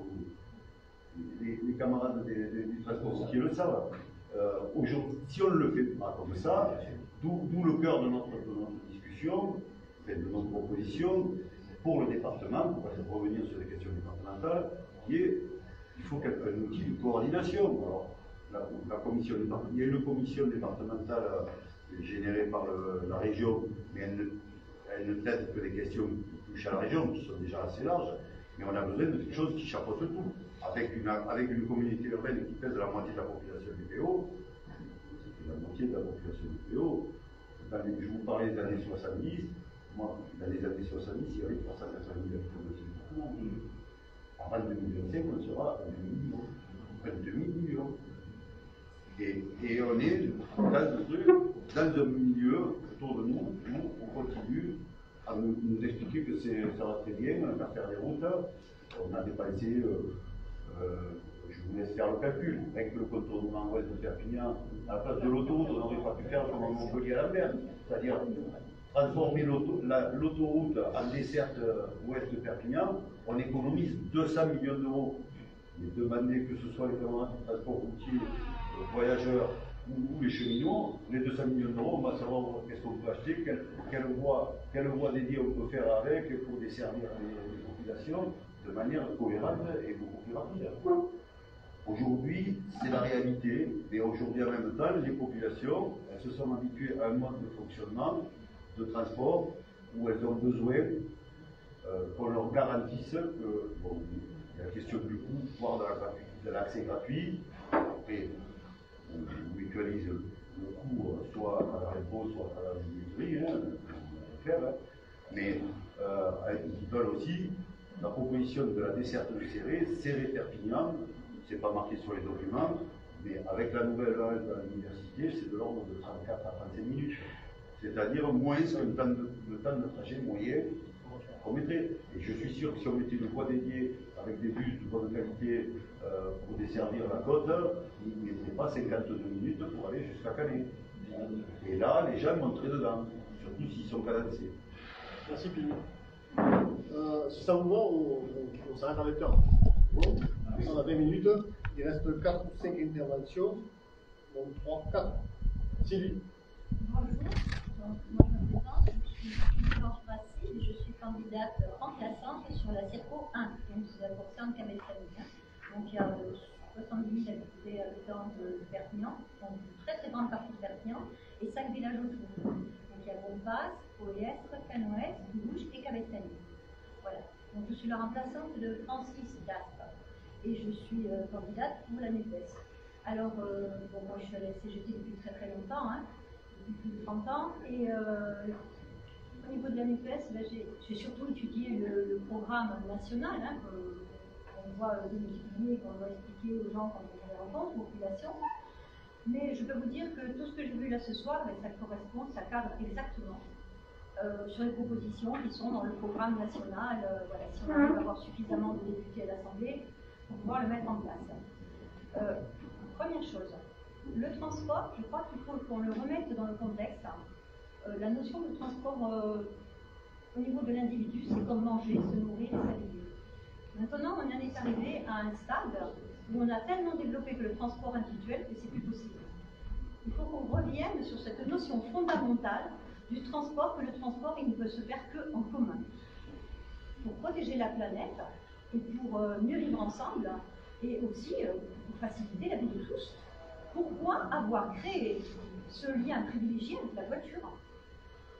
Voilà. Donc ça c'est une idée même au niveau de l'écologie, hein, qui est tout le monde, pour l'instant, on va sur les murs quelquefois. Hein. Voilà. Alors au niveau du programme, il est question, quelques lignes comme ça, hein. Il est question, mais vous allez voir que le national et ce qu'on vit dans les PO, franchement c'est du copier-coller. Il est question on va créer un grand ministère des transports publics, avec un pôle public pour les bus, un pôle public pour l'aérien, un pôle public pour le ferroviaire et un autre aussi pour le fluvial. Alors dans le programme, il est dit qu'il faut tout repenser en lien avec l'écologie pour faire baisser de façon drastique le besoin voiture et créer d'autres modes de transport combinés. Alors on en est à réfléchir que quelqu'un qui veut partir en vacances, il va utiliser 4 modes de transport éventuellement. Si on fait abstraction de la voiture, il va commencer à prendre le transport en commun pour après prendre le train. Après, il va avoir une liaison en bus. Et après, quand il va être dans la petite gare, éventuellement, il va peut-être avoir besoin d'un vélo. Et là, sur le programme, il est bien expliqué le combiner comme il est possible. Et par exemple, pour la SNCF, ça serait tout à fait faisable en remettant une personne physique, un accueil physique dans chaque gare en France. Et cette personne-là, plutôt, ça couperait déjà la fracture du numérique, mais en réalité, elle pourrait vous vendre les 4 billets. Elle vous ferait comme les agences de voyage pour remettre le train et les moyens de transport en commun près et proches de tous. Après, dans le programme, il est indiqué que la SNCF sera réunifiée au sein d'un pôle public ferroviaire, que le seul statut, ça sera le statut de cheminot et qu'il y aura la fin de la sous-traitance. Ensuite, le programme tient à cœur le développement du train de nuit. C'est une des solutions, aussi bien en connexion nationale qu'en connexion internationale. Et là, je reprends Pilou. Nous, on est prêts, si on le rapproche sur nos déclines sur le PO, c'est inadmissible qu'on ne puisse pas passer, se frontière plus facilement. Quand on se voit que le Pertus, le Boulou, le péage, machin, c'est toujours bloqué, c'est toujours bouché. Bon, c'est toujours la vie là-bas. Hein. Bon, voilà. Après, pour l'aérien, alors la proposition du programme, c'est faire payer les billets de train, les billets d'avion, au prix réel. C'est pas possible de pouvoir aller maintenant avec le système d'écologie que l'on a ici, on sature complètement, d'aller dans la capitale, de dormir demain soir à Vienne pour 35 € aller, pour 35 € retour. On ne paye même pas le kérosène. Il y a une concurrence qui est complètement déloyale par rapport à ces moyens de transport, que là, il faut l'arrêter. C'est pas possible. Et après, bon, entre nous, hein, si on trouve une promo sur Internet, on est les premiers à cliquer dessus. Hein. Donc, la seule solution, c'est de supprimer cet état de fait. Après, pour désengorger tous les départements et même les territoires, c'est privilégier le TER. Le rendre plus attractif, avec des horaires, avec des arrêts adaptés, bien sûr, toujours aux populations. Alors, le bus gratuit pour les personnes jusqu'à 25 ans, les retraités, les privés d'emploi, les bas revenus, voilà. Ensuite, par rapport à la SNCF aussi, c'est réouvrir toutes les lignes, vous en parlez déjà, hein, et toutes les lignes qui sont ferroviaires qui sont fermées, mais en créer d'autres, de nouvelles, en faisant un maillage. Alors, le maillage, il est le même au niveau national, on a la même problématique au niveau national qu'au niveau départemental. C'est exactement du copier-coller. On a fait une étoile de Paris, et on ne va que dans ce sens-là, parce que Paris, c'est le centre du monde. Dans les Pyrénées-Orientales, on a fait l'étoile, c'est Perpignan, le centre du monde. Et si tu passes pas par Paris, eh ben, tu as beaucoup de problèmes pour aller d'une région, ou même d'un côté de la France à l'autre, ou même du nord au sud ou machin. Et bien dans les pays hauts, on est pareil. Donc pourquoi, plutôt que de faire des étoiles, après je vous en imaginer, pourquoi pas créer des toiles d'araignée? Elle existait là. Bien sûr, mais bien sûr qu'elle existait. Bien sûr qu'elle existait. Donc voilà, donc je laisse sur une notion poétique, enlevons les étoiles et recréons des toiles d'araignée. Ouais. Je vais essayer de faire très court. Mais elle me donne, j'avais pas envie de commencer comme ça, mais elle me tape la main. C'est quoi, je vais terminer essentiellement, et en profitant plus qu'il y ait des élus. Il y avait une toile d'araignée à la SNCF. Je suis cheminot en fait. Hein. Et bon, j'ai fait 15 ans dans l'automobile aussi. Voilà. Donc, matière aux complémentarités, je voulais.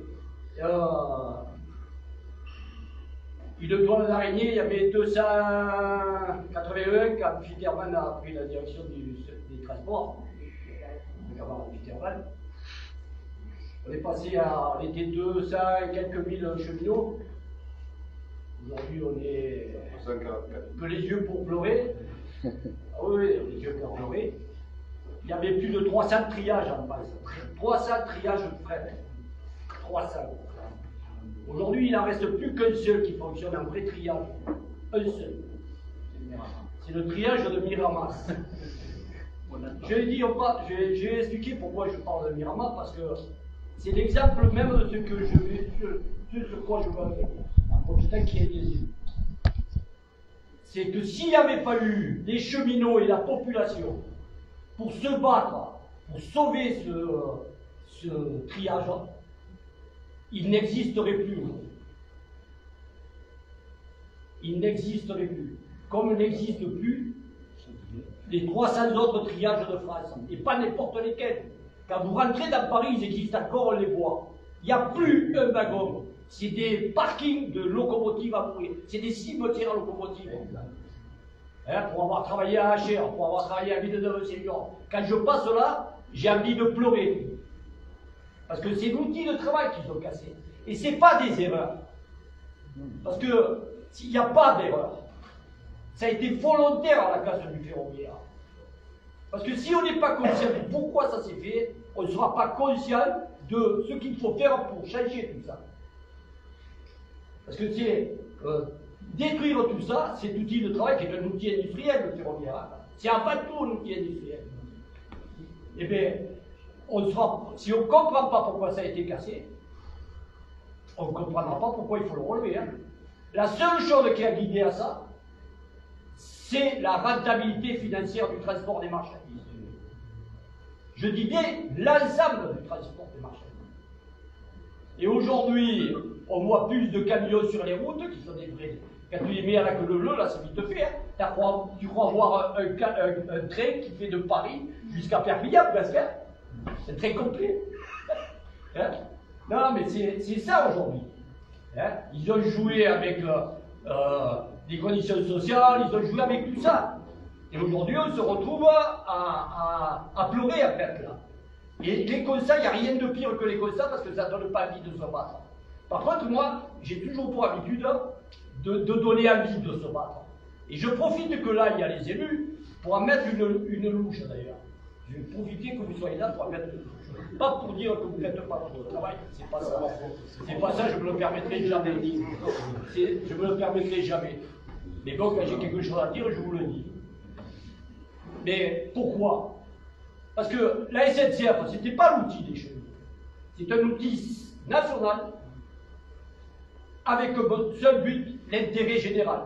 Aussi bien en matière de transport marchandises qu'en transport de voyageurs. Et c'est ça qui a été cassé.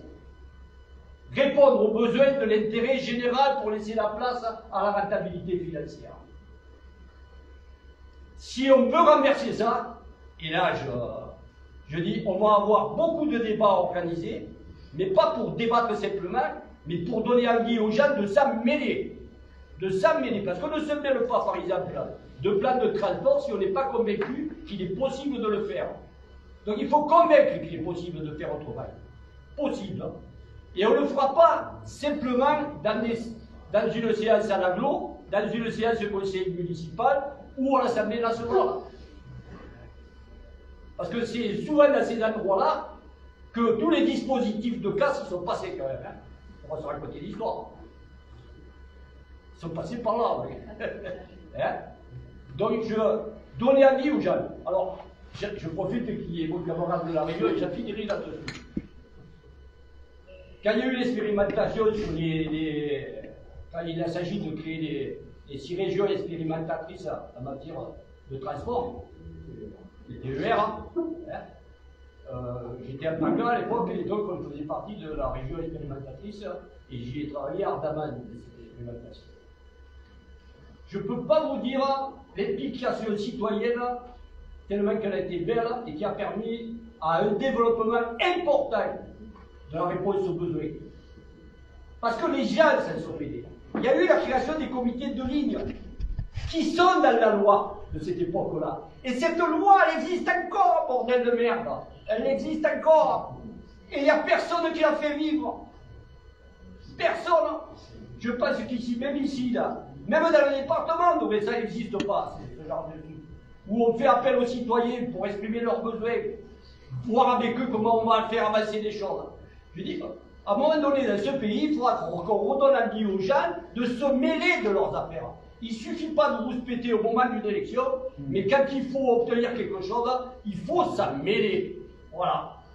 On a une élection là aujourd'hui, et je finirai là-dessus. Parce que sinon, on se mordra toujours la queue. Et on n'aura pas trouvé de réponse. Parce que les choses ne sont jamais tombées du ciel comme ça. Jamais. S'il y a la sécurité sociale dans ce pays, c'est pas parce qu'il y a eu de bons élus. C'est parce qu'il y a eu des fortes luttes. S'il y a un code du travail, c'est parce qu'il y a eu des luttes. Pas parce qu'il y a eu des bons patrons et des bons délégués. Voilà. J'ai fini là-dessus.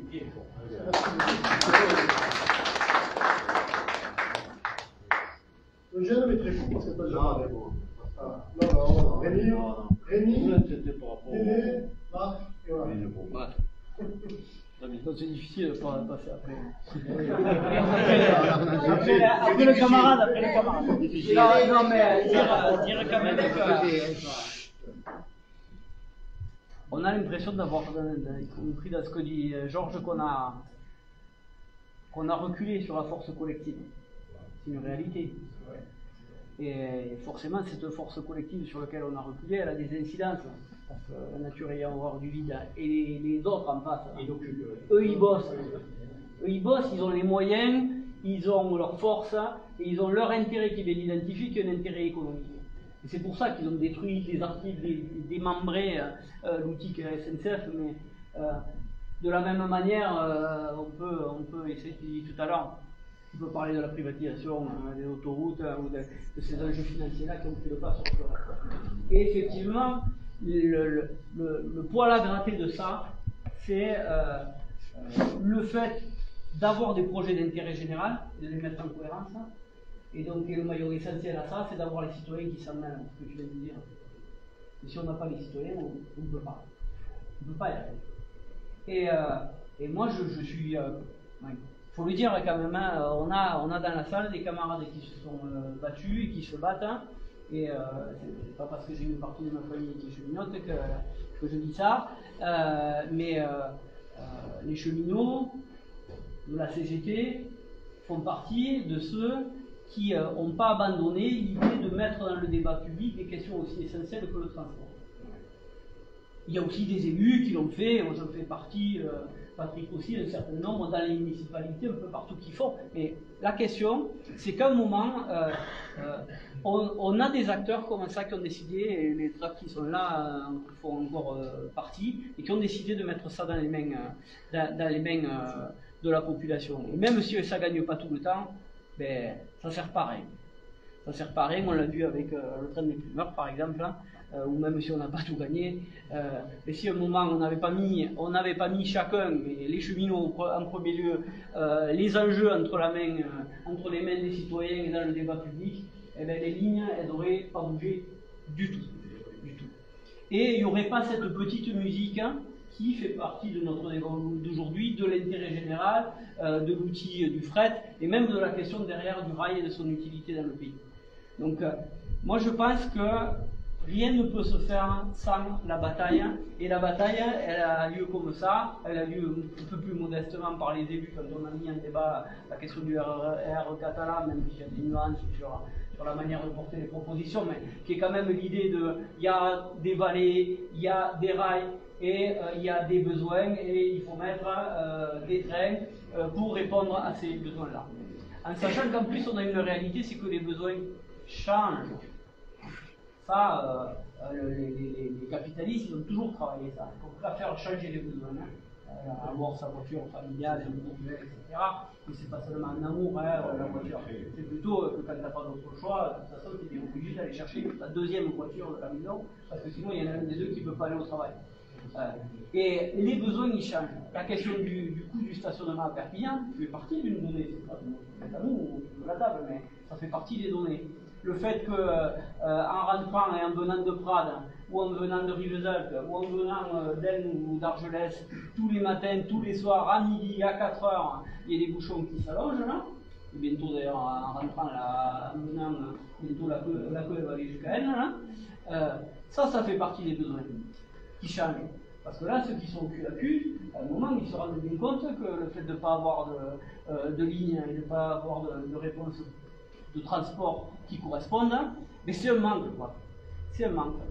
Et je pense que nous, on doit travailler sur ces besoins-là, les identifier, poser y compris de plusieurs manières, de notre manière à nous, chacun là où il est, chacun dans sa responsabilité, mais poser la question à la population des besoins qui se font jour, et aller sur des propositions, et c'est le travail qui a été fait là, pour ce qui est de la CGT, et c'est vraiment important d'arriver et de dire, voilà, vous avez des questions, donnez-nous-les, nous on travaille, on a des propositions, elles ne sont pas parfaites, mais il faut y aller. La politique aujourd'hui, elle se fait effectivement beaucoup plus sur les réseaux sociaux, ça nous désespère, ou en regardant la télé, ou de manière très en délégation. Je pense que là, on est sur des questions politiques, je ne parle pas de parti, on est sur des vraies questions politiques, de réappropriation de l'intérêt général, et il faut y aller. Je pense qu'il y a un espace, c'est pas parce qu'on a vécu des moments où le débat se faisait ailleurs, où un certain nombre d'acteurs a enlevé la question, en parlant du transport, des sujets, qu'on doit baisser les bras. Il n'y a pas de raison. Pas de raison. Merci. Juste pour 4 secondes. J'ai parlé du comité des lignes tout à l'heure. Je voulais profiter qu'ils soient là pour dire qu'il serait temps que. C'est prévu dans la loi, bordel. Qu'il y en a une qui se réunisse, un comité de ligne qui se réunisse sur le département et où on y invite toutes les associations des usagers pour justement parler complémentarité, réponse aux besoins, organisation du transport. Parce que c'est quand même un peu con qu'on soit, on est en plus communiste à la région qui s'occupe des transports et qu'on ne respecte pas la loi dans notre département.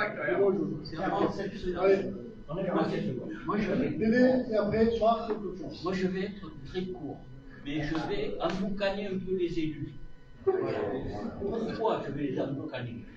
Parce que on ne peut pas construire de partout comme ça construit partout et après s'occuper des infrastructures. C'est ce qui se passe dans le département partout. Alors ça, quelque part, les élus, quels qu'ils soient, de quelque bord qu'ils soient, vas-y, et où tu passes? On ne le voit pas. Moi je viens d'Aigner et je suis de plus en plus emboucané.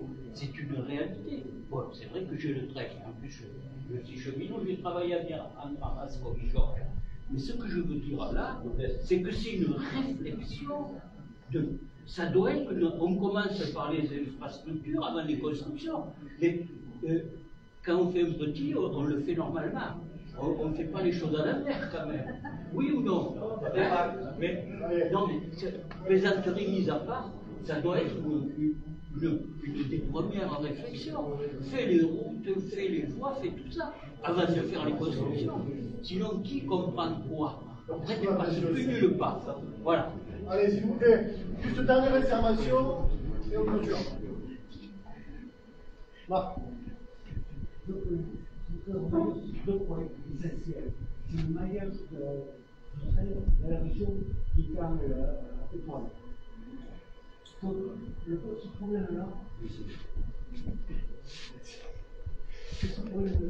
nous impose une condition complète de déstructuration sur le dialogue. La possibilité de faire fondamentalement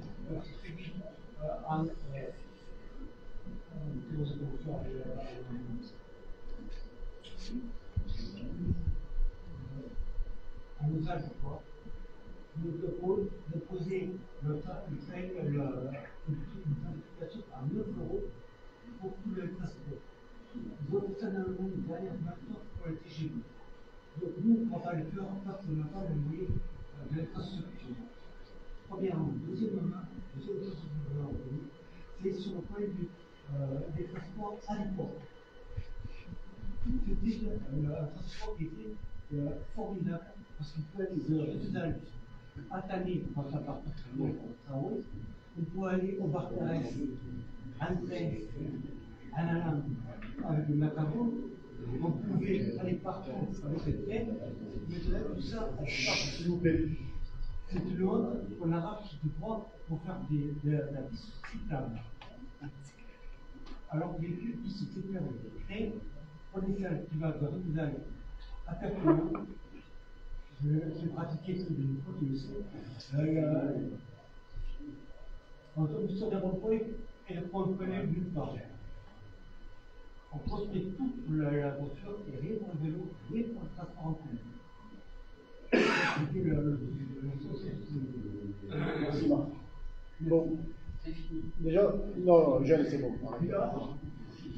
Pas de parler. Non,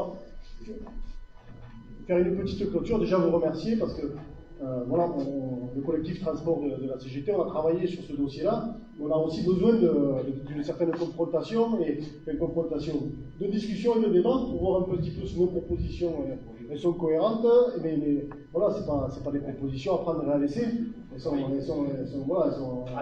à travailler, à alimenter, et alors ça fait des... Il y a 2 ans, on avait essayé de lancer au niveau départemental le collectif Plus Jamais Ça, etc. Et il y avait la réflexion justement de travailler la question du transport largement. Je pense que voilà, ça fait partie de la démarche. On commence à travailler au niveau CGT d'un projet départemental pour le développement des transports et on essaie de le confronter et on va essayer de l'améliorer et on va le faire partager le plus largement possible avec la population pour que ce ne soit pas que le projet de la CGT, mais le projet de tous. Dire que il y a des victoires, voilà, on ne peut pas faire juste le constat que ça ne va pas. Aujourd'hui, il y a eu des victoires sur le département. On l'a dit, le train des primeurs, c'est pas rien. C'est pas la victoire de non, c'est pas la victoire de Romain Gros, voilà, parce qu'il a dit que c'est sa victoire. C'est la victoire des camarades de la CGT, Yannick qui est présent, c'est la victoire des cheminots, c'est la victoire de l'UL Sud, c'est la victoire de la population, de tout un tas d'associations qui sont présentes ici. Voilà, c'est la victoire de tous et toutes aussi. Et je pense qu'il faut le dire, c'est pas la victoire de Castex, de Romain Gros. Et le train jaune, il est encore là. Je voulais dire la victoire du train jaune, la victoire du train de nuit. On mène des luttes au quotidien dans les luttes sur la question des salaires, sur la question de l'emploi. Et demain, le combat qu'on va devoir mener avec les copains de Vectalia, ça fait partie d'un de nos objectifs et il faut qu'on s'y engage tous et toutes aussi, mais pas que la CGT. Voilà, je pense qu'il y a les élus, il y a les usagers, il y a un peu tout le monde, parce qu'il doit y avoir une certaine justice à porter dans la période et ça me semble aussi important de le porter. Voilà, on a fait le constat du département, nos propositions, je pense qu'il faut le regarder dans sa globalité. Un département où la population augmente, où les besoins sont présents et où les infrastructures et les ressources données au transport, elles ne sont pas adaptées. Et c'est là où on doit mener ce rapport de force, ça a été dit par tout un tas d'interventions. Il faut qu'on mène ce combat, certes syndical, mais avec les usagers.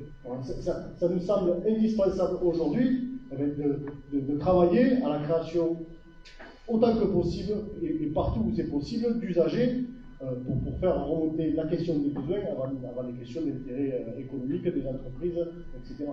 Et ça, je pense que ça doit faire partie de nos priorités. Une dernière chose, on parle de transports départementaux, etc. On a besoin d'y mettre une dimension industrielle. Voilà. Industrielle et environnementale. C'est indispensable.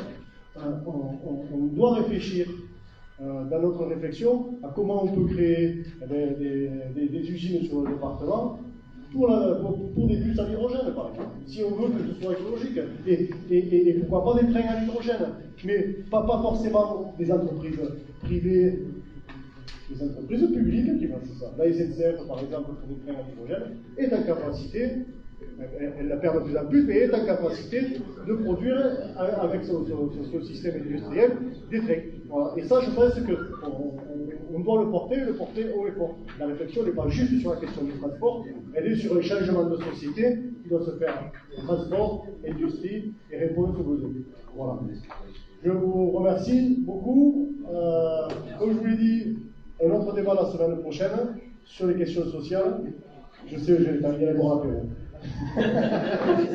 on refait des débats, non, mais on va travailler un peu plus la question du transport fret ferroviaire, et on va faire un autre débat sur ce sujet-là, et on décline en territoire la question du transport voyageur. Ça, c'est un engagement qu'on a fait.